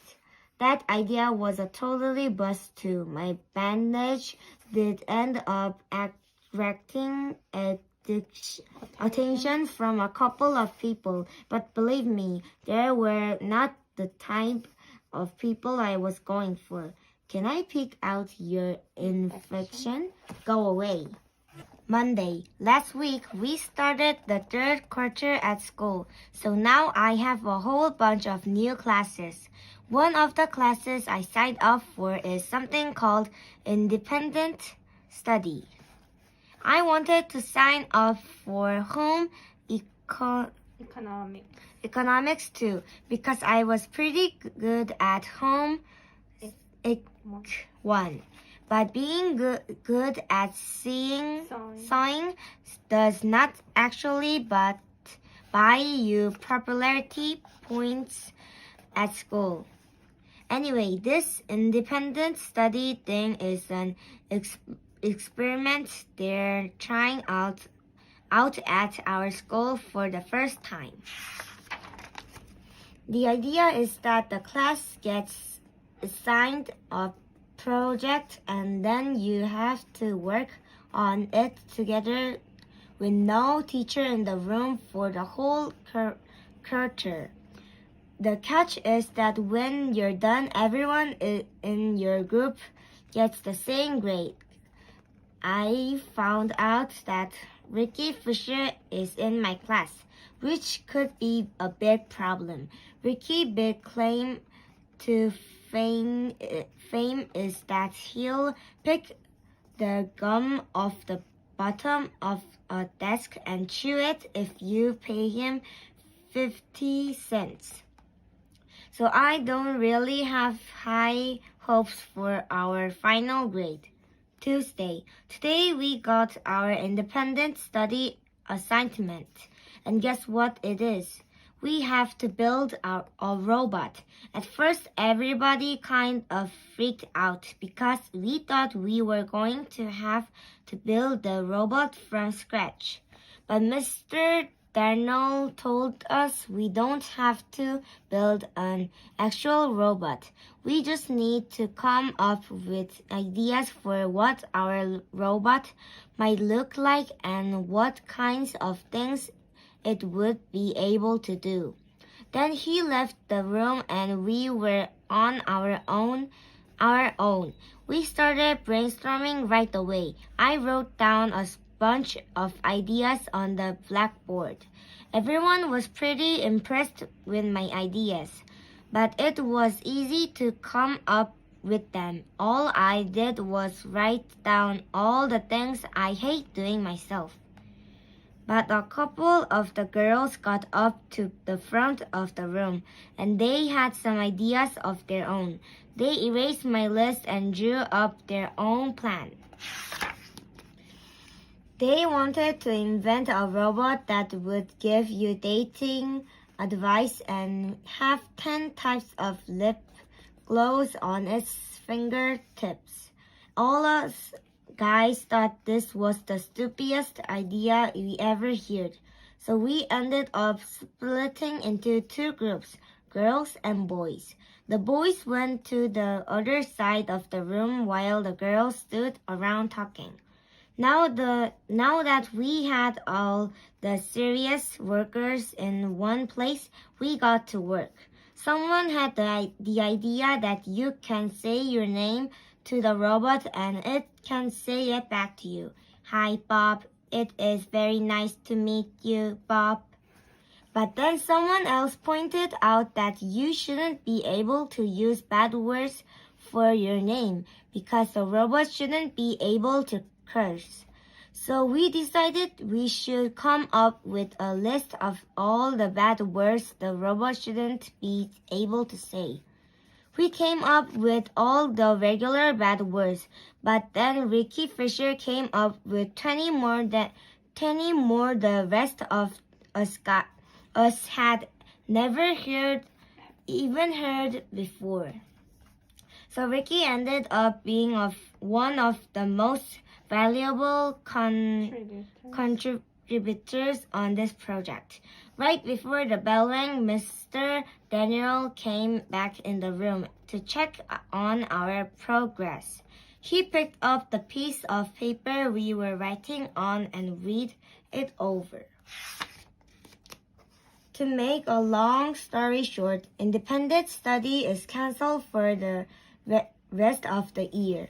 Well, at least it is for us boys. So if the robots in the future are going around with cherry lip glows for fingers, at least now you know how it all got started. Thursday. In school today, they had a journal assemble and show the movie It's Great to Be Me, which they show us every year. The movie is all about how you should be happy with who you are and not change anything about yourself.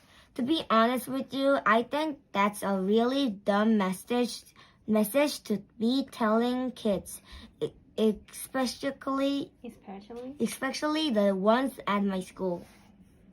Later on, they made an announcement that there are some openings on the safety patrols, and that got me thinking. If someone picks on a safety patrol, it can get them suspended. The way I figured it, I can use any extra protection I can get. Plus, I realized that maybe being in a position of authority could be good for me. I went down to Mr. Winsky's office and signed myself up, and I got Rolly to sign up too. I thought Mr. Whiskey would make us do a bunch of chin-ups or jumping jacks or something to prove we were up for the job. But he just handed us our belts and bandage on the spot. Mr. Winsky said the opening were for a special assignment.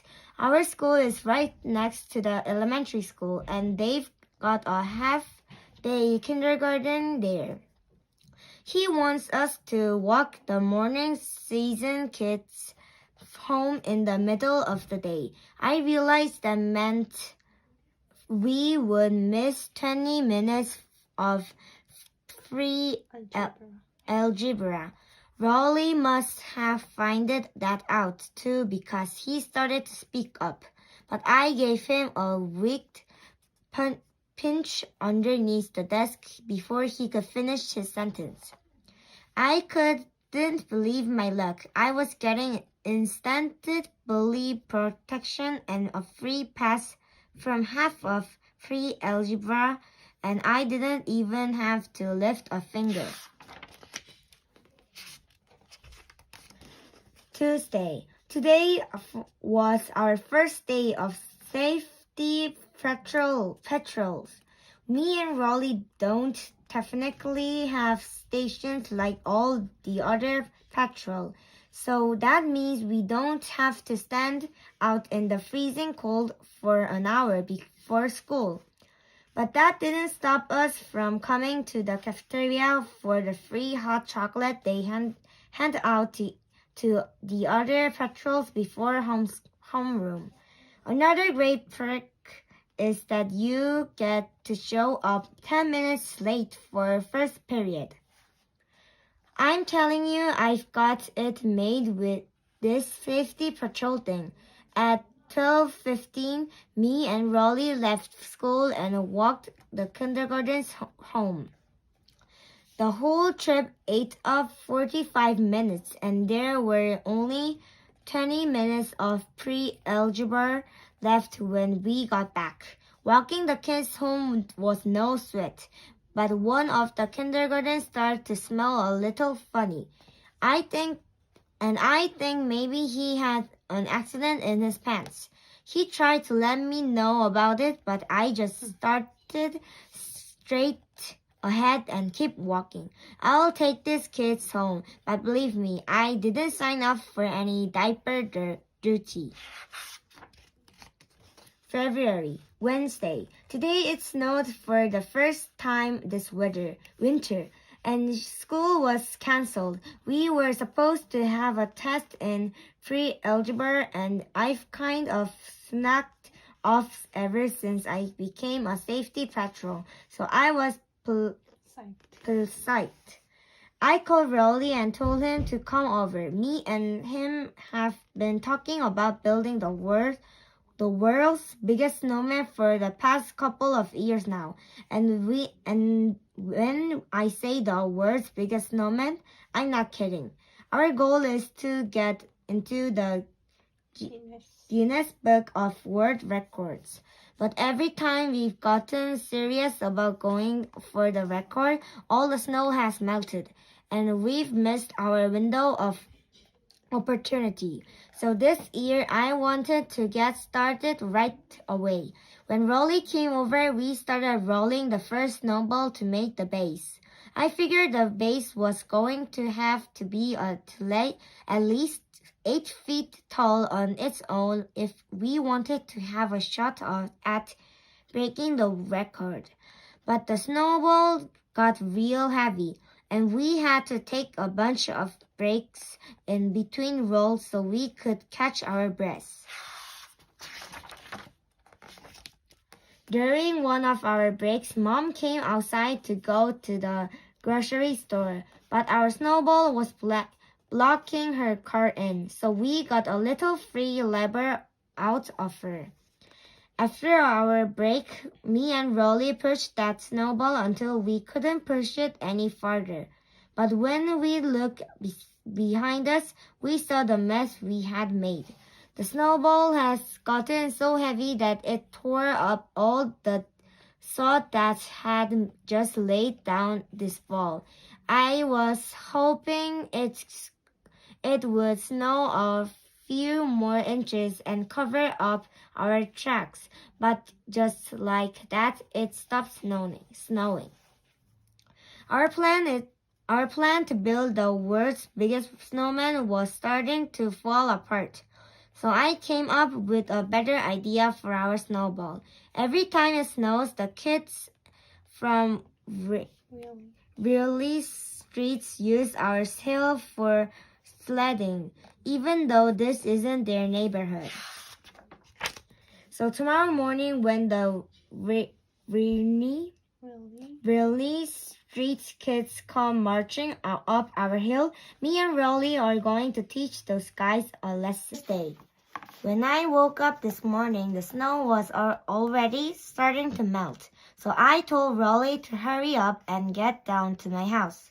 While I was waiting for Rolly to show up, I watched Manny trying to build a snowman out of the petty crumbs of snow that were left over from our snowball. It was actually kind of pathetic. I really couldn't help doing what I did next. Unfortunately for me, right at that moment, Dad was at the front window.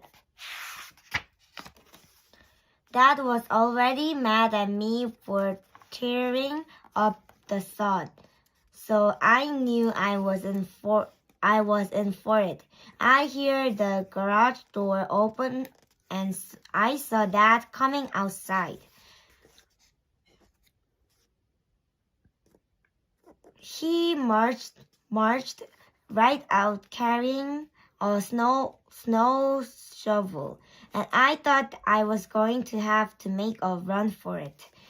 But Dad was heading for my snowball, not me. And in less than a minute, he reduced all our hard work to nothing.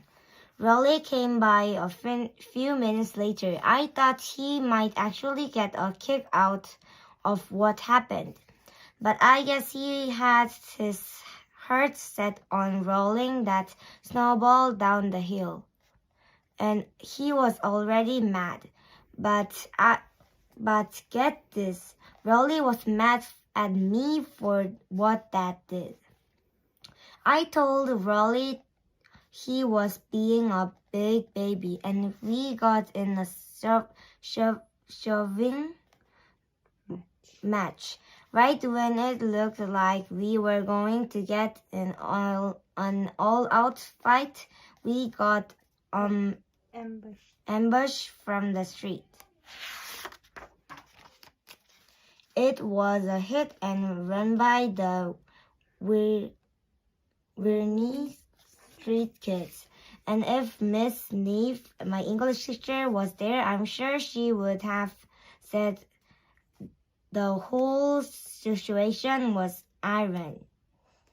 Wednesday. Today at school, they announced their opening for the cartoonist job in the school paper.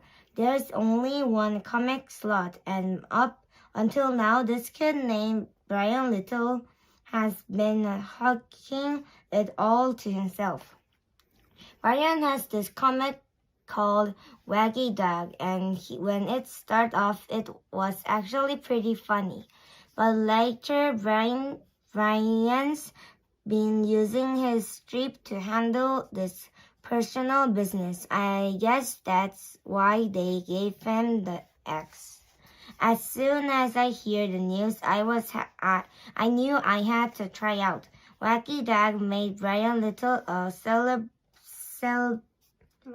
celebrity at our school, and I wanted to get in on some of that kind of fame.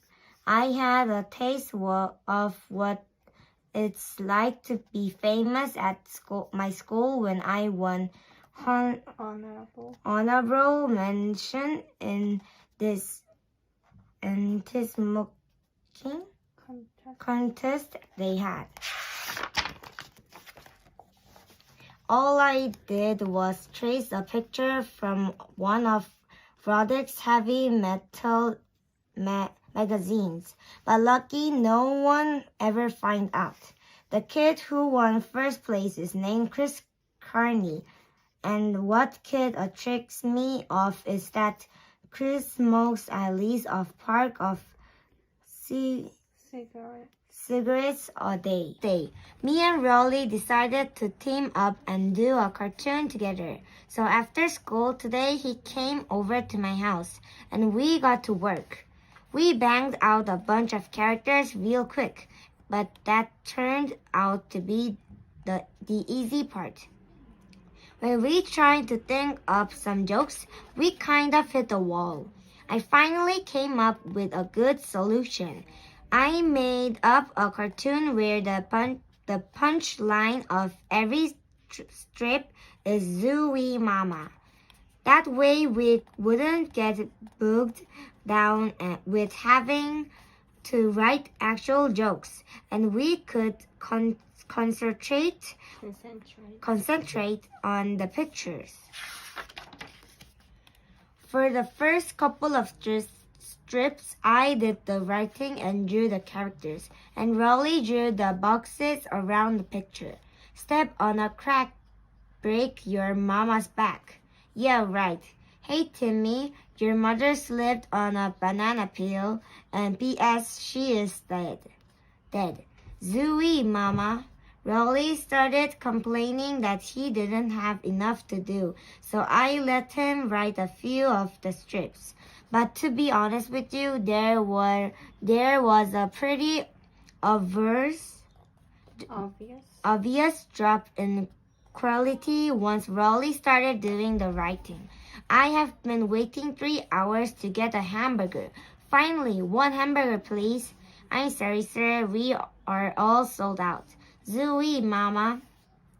Eventually, I got kind of sick of the Zooey mama idea, and I pretty much let Rolly take over the whole operation.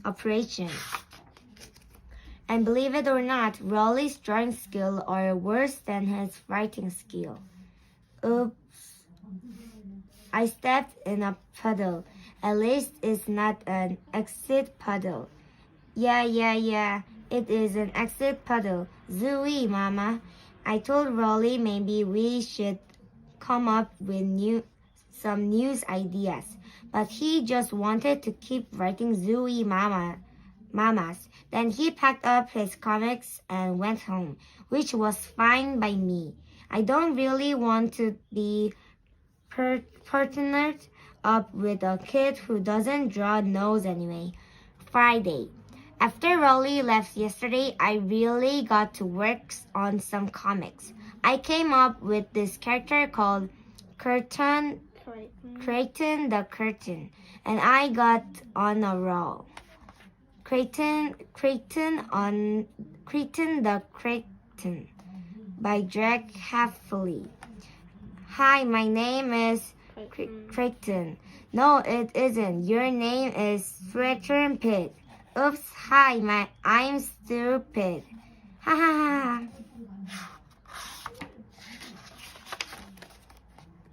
I must bang out 20 strips and I didn't even break a sweat. I wonder what is in this cute little box. That's not a box, it's a brick, you dumb moron. Oops, I have been trying to open it all day. Doctor, could I have a new butt? My old one has a crack in it. Creighton, I told you a million times, everyone butt has a crack in it. Oh yeah, I forgot. The great thing about this Creighton the Creighton comic is that with all the idiots running around my school, I will never run out of new material.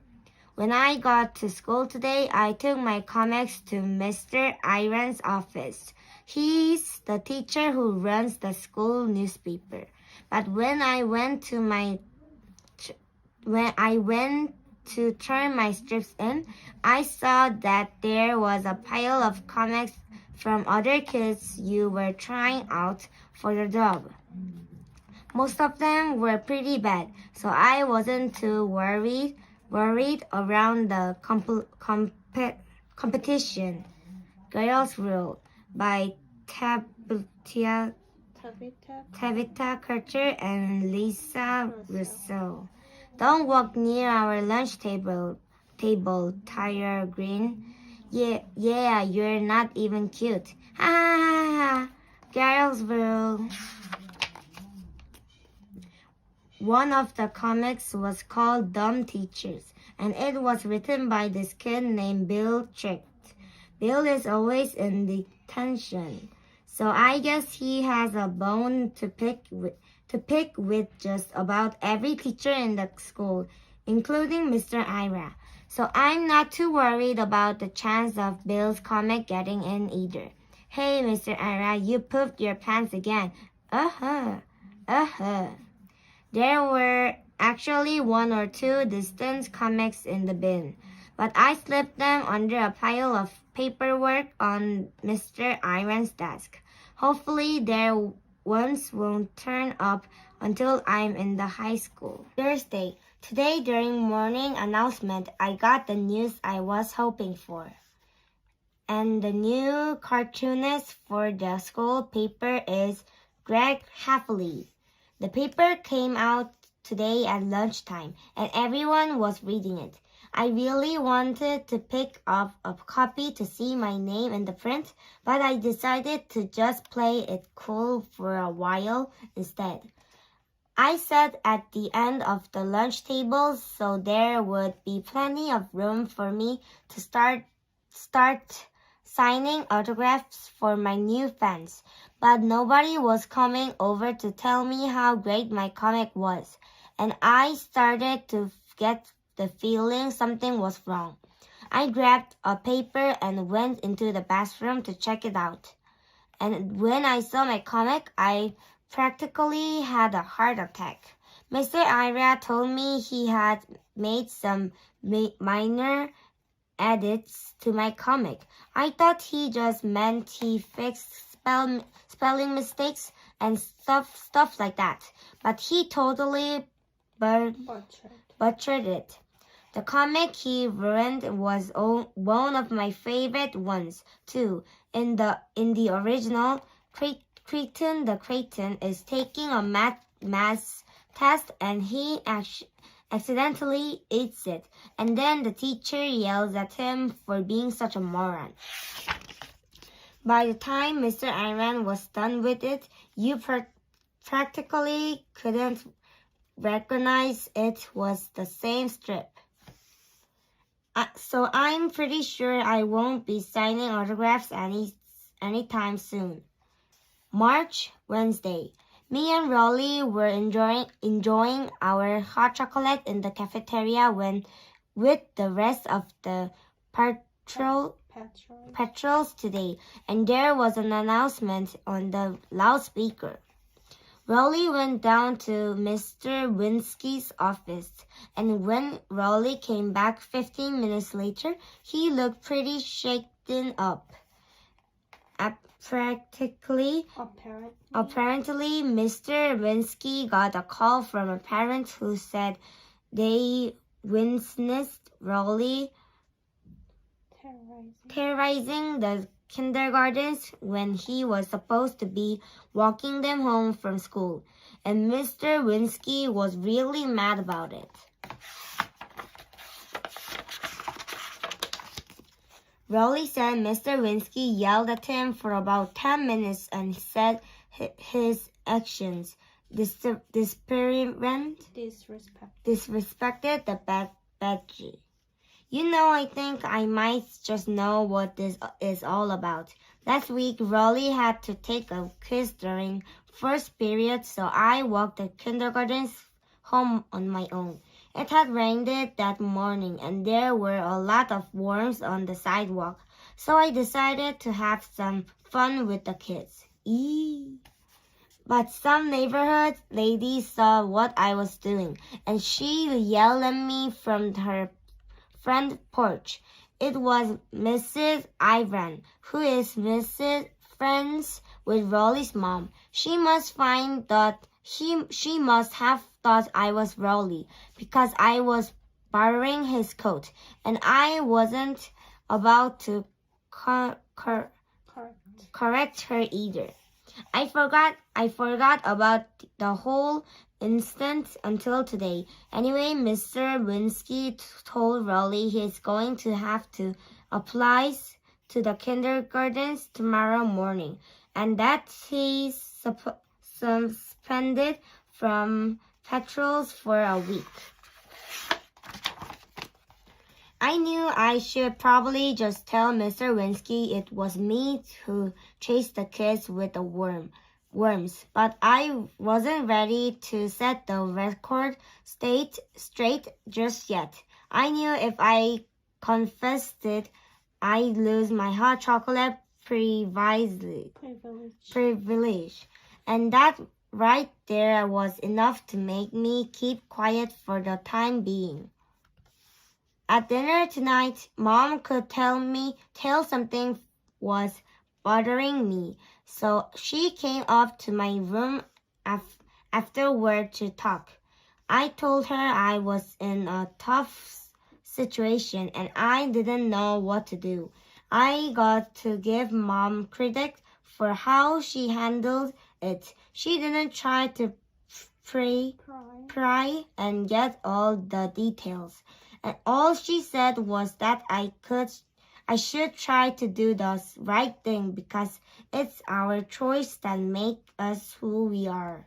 I figure that's pretty decent advice, but I'm still not 100% sure what I'm going to do tomorrow, Thursday. Well, I was up all night tossing and turning over this Rolly situation, but I finally made up my mind. I decided the right thing to do was to just let Rolly take one of the team this time around.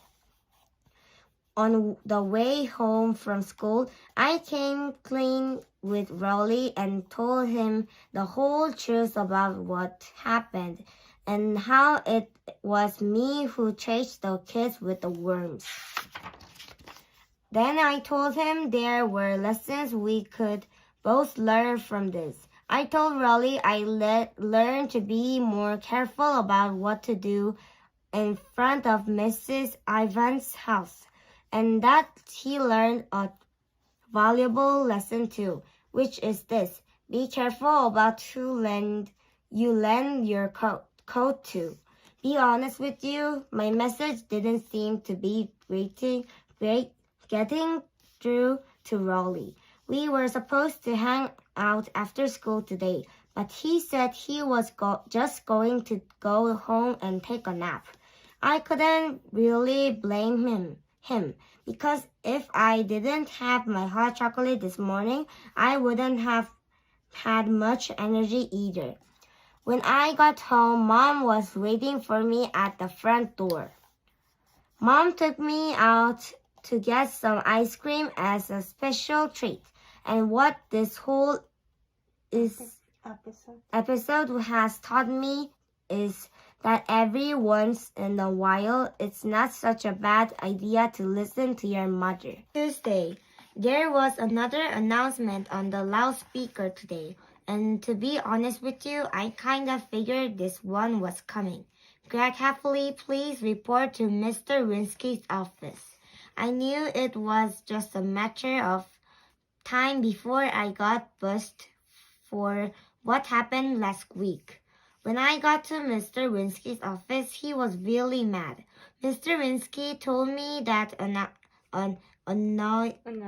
anonymous source had informed him that I was the real culprit in the worm chasing incident. Then he told me I was relieved of my safety patrol duties effective immediately. Well, it doesn't take a detective to figure out that the anonymous source was Rowley. I can't believe Rowley went and backstabbed me like that. While I was sitting there getting tooted out by Mr. Winsky, I was thinking I need to remember to give my friend a lecture about loyalty. Later on today, Rowley got reinstated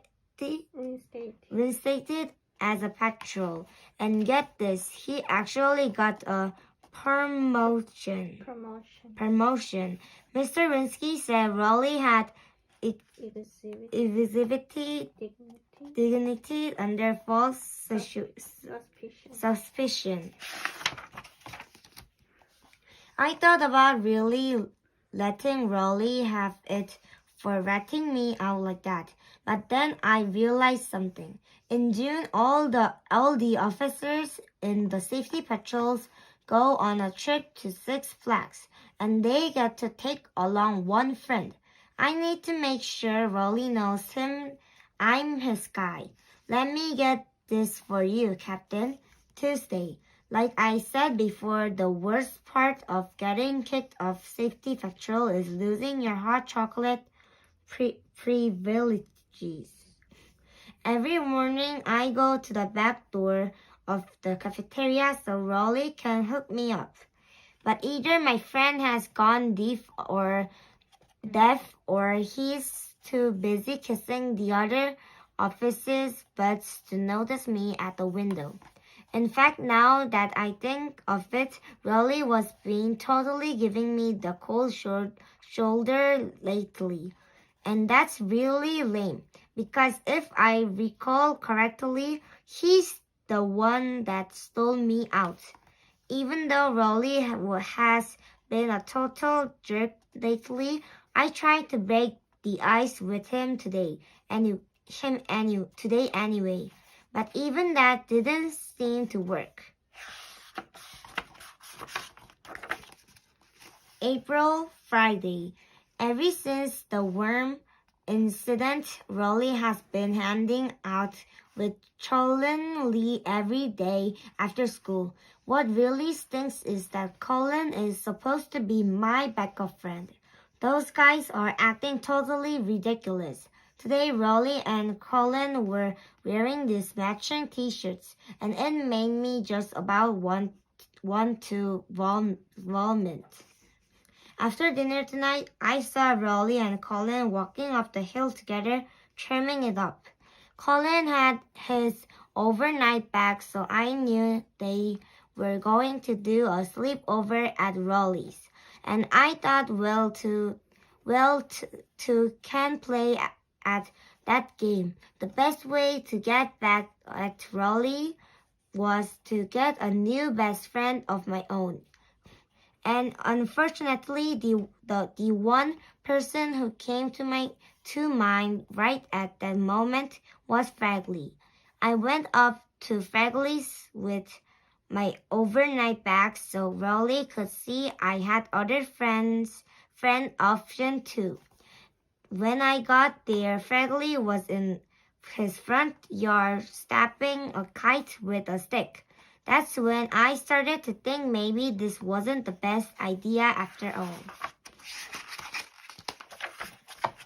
But Rolly was in his front yard, and he was watching me, so I knew there was no turning back.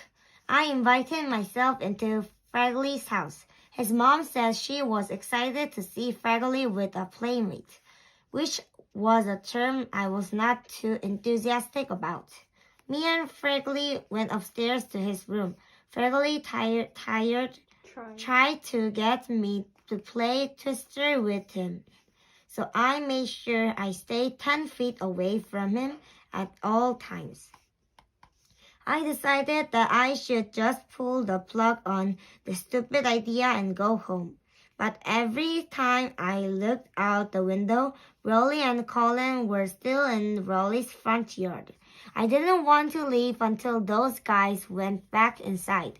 But things started to get out of hand with Fragley pretty quickly. When I was looking at the window, Fragley broke into my backpack and ate the whole bag of jelly beans I had in there. Fragley's one of these kids who's not supposed to eat any sugar. So 2 minutes later, he was bunching off the wall. Fragley started acting like a total maniac, and he chased me all around his upstairs. I kept thinking he was going to come down off of his sugar height, but he didn't. Eventually, I locked myself in his bathroom to wait him out. Around 11:30, it got quiet out in the hallway. That's when Fragley slipped a piece of paper under the door. I picked it up and read it. Dear Gregory, I'm sorry I chased you with a booger on my finger. Here, I put it on this paper so you can get me back. That's the last thing I remember before I blacked out. I came to my sense a few hours later. After I woke up, I cracked the door open, and I hear snoring coming from Fragley's room, so I decided to make a run for it. Mom and Dad were not happy with me for getting them out of bed at 2 o'clock in the morning, but by that point, I could really care less. Well, me and Rolly have officially been ex-friends for about a month now, and to be honest with you, I'm better off without him. I'm glad I can just do whatever I want without having to worry about carrying all the dead weight around. Lately, I've been hanging out in Roddick's room after school and going through his stuff. The other day, I found one of his middle school yearbooks. Roddick wrote on everybody's picture in his yearbook, so you can tell how he felt about all the kids in his grade. Every once in a while, I see Roddick's old classmates around town, And I have to remember to thank Roderick for making church a lot more interesting. But the page in Roderick's yearbook that's really interesting is the class favorites page. That's where they put pictures of the kids who get voted most popular and most talent and all that. Roderick wrote on his class favorites page too. You know, this class favorite thing has really got my gears turning. If you can get yourself voted onto the class favorite page, you're practically on immortal. Even if you don't live up to what you got picked for, it doesn't really matter because it's on permanent record. People still treat Bill Watson like he's something special, even though he ended up dropping out of high school. We still run into him at the food barn every once in a while. So here's what I'm thinking. This school year has been kind of a bust, but if I can get voted as a class favorite, I'll go out on a high note. I've been trying to think of a category I have a shot at. Most popular and most athletic are definitely out. So I'm going to have to find something that's a little bit more in reach. At first, I thought maybe I should wear really nice clothes for the rest of the year so I can get best dressed. But that would mean I would have to get my picture taken with Jenna Stewart, and she dressed like a pilgrim. Wednesday. Last night I was lying in a bed and it hit me I should go for class clown. It's not like I'm known for being real funny at school or anything, but if I can pull up one big prank right before voting, that could do it. May, Thursday. Today I was trying to figure out how I was going to sneak a thumb back onto Mr. Warren's chair in history when he said something that made me rethink my plan. Mr. Wurst told us he has a dentist appointment tomorrow, so we're going to have a substitute. Subs are like comic gold. You can say just about anything you want, and you can't get in trouble. Greg Heffley, will you please do this problem? Your mama, excuse me, your big fanny granny. Well, I hardly think that's your slap happy grandpappy. Friday. I walked into my history class today. I'm ready to execute my plan. But when I got to the door, guess who the substitute teacher was? Of all the people in the world to be our sub today, it was Mom. I thought Mom's days of getting involved at my school were over. She used to be one of those parents who came in to help out in the classroom. But that all changed after Mom volunteered to be a chaperone, chapter 1, for our field trip to the zoo when I was in 3rd grade.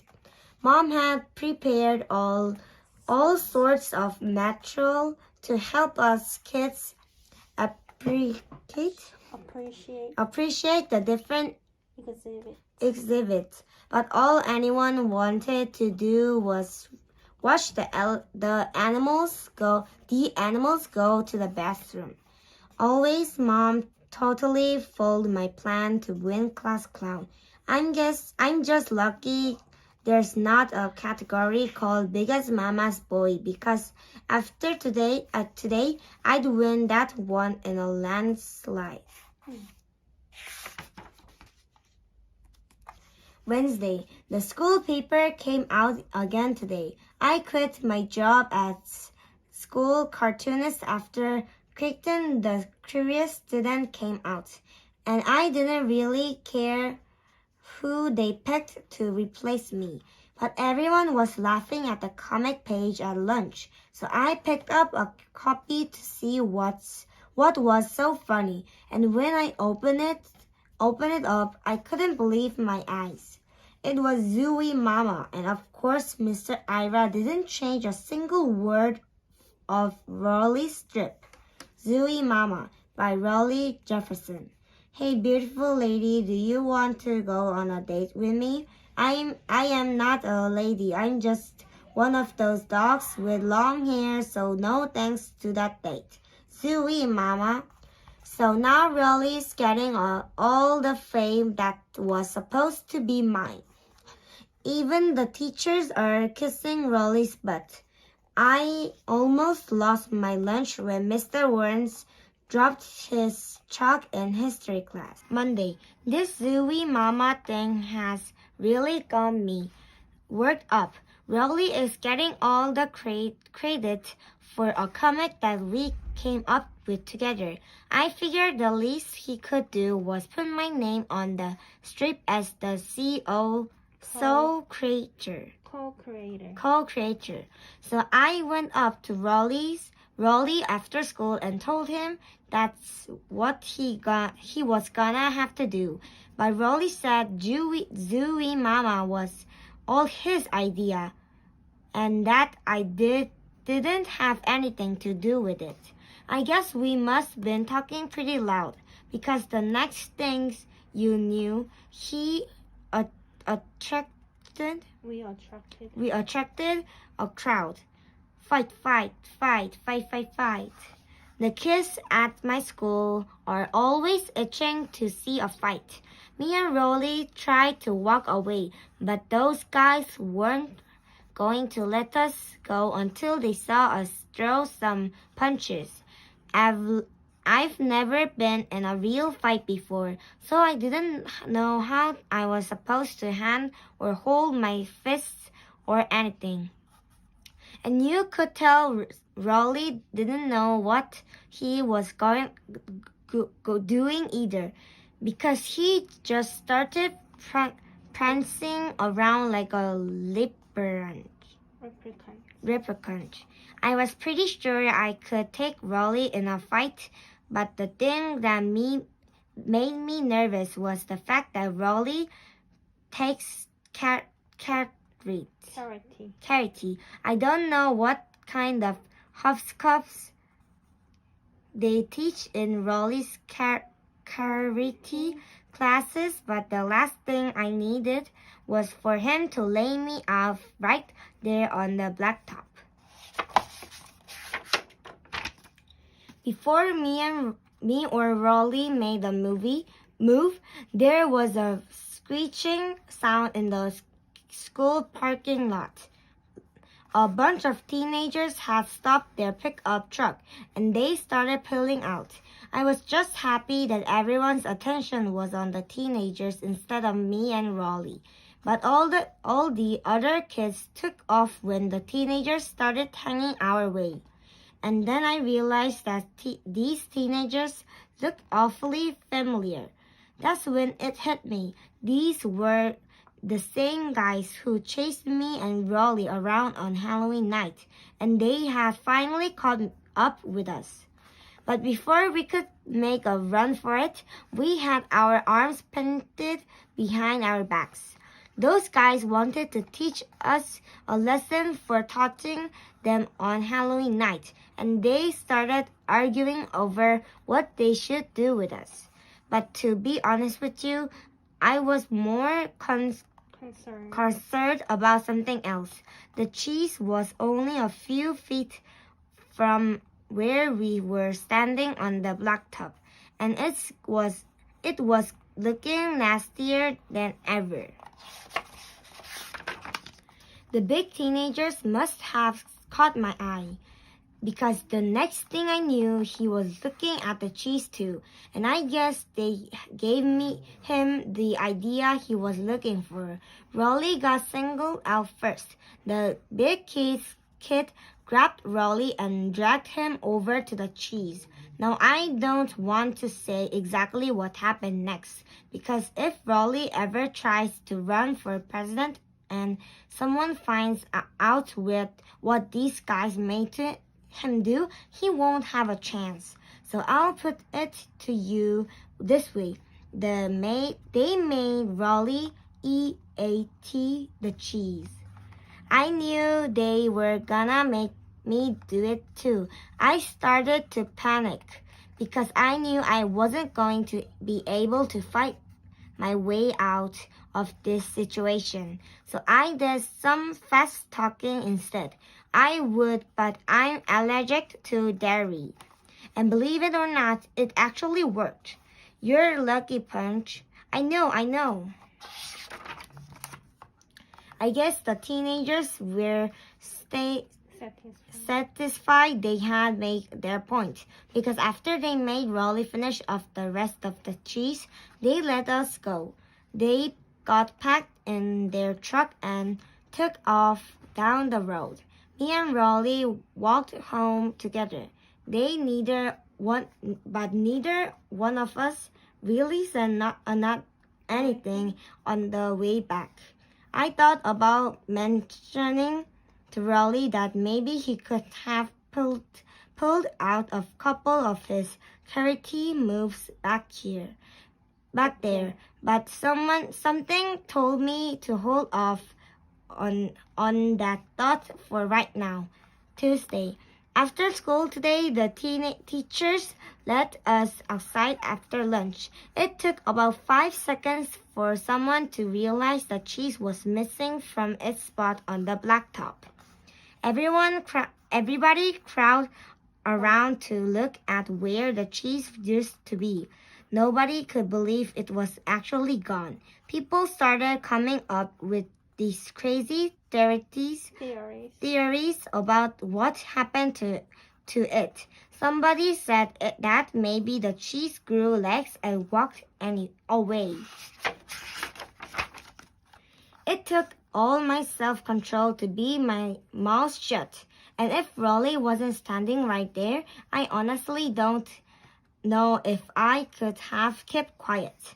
A couple of the guys who were arguing over what happened to the cheese were the same ones who were egging me and Rolly on yesterday afternoon. So I knew it wasn't going to be long before someone put two and two together and figured out that we must have had something to do with it. Rolly was starting to panic, and I don't blame him either. If the truth ever came out about how the cheese disappeared, Rolly would be finished. He'd have to move out of the state, and maybe even the country. That's when I decided to speak up. I told everyone that I knew what happened to the cheese. And I said I was sick of it being on the blacktop, and I'll just decided to get rid of it once and for all. For a second there, everyone just froze. I thought people were going to start thanking me for what I did, but boys, was I wrong. I really wish I had worded my story a little differently, because if I threw away the cheese, guess what that meant? It meant that I have the cheese touch. June, Friday. Well, if Rolly appreciate what I did for him last week, he hasn't said it. But we've started hanging out after school again, so I guess that means we and him are back to normal. I can honestly say that so far having the cheese touch hasn't been all that bad. It got me out of doing the square dance unit in Peace Ed, because no one would partner up with me, and I've had a whole lunch table to myself every day. Today was the last day of school, and they handed out our yearbooks after 8th period.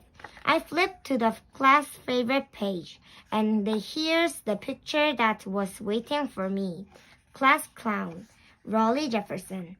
All I can say is, if anyone wants a free yearbook, they can dig one out of the trash can in the back of the cafeteria. You know, Raleigh can have class clown for all I care. But if he ever gets too big for his britches, I'll just remind him that he was the guy who ate the you-know-what. So today we read about Diary of a Wimpy Kid 1, and it's finally done. Thank you for watching Diary of a Wimpy Kid 1 series, and next time we will start with a new book. Bye!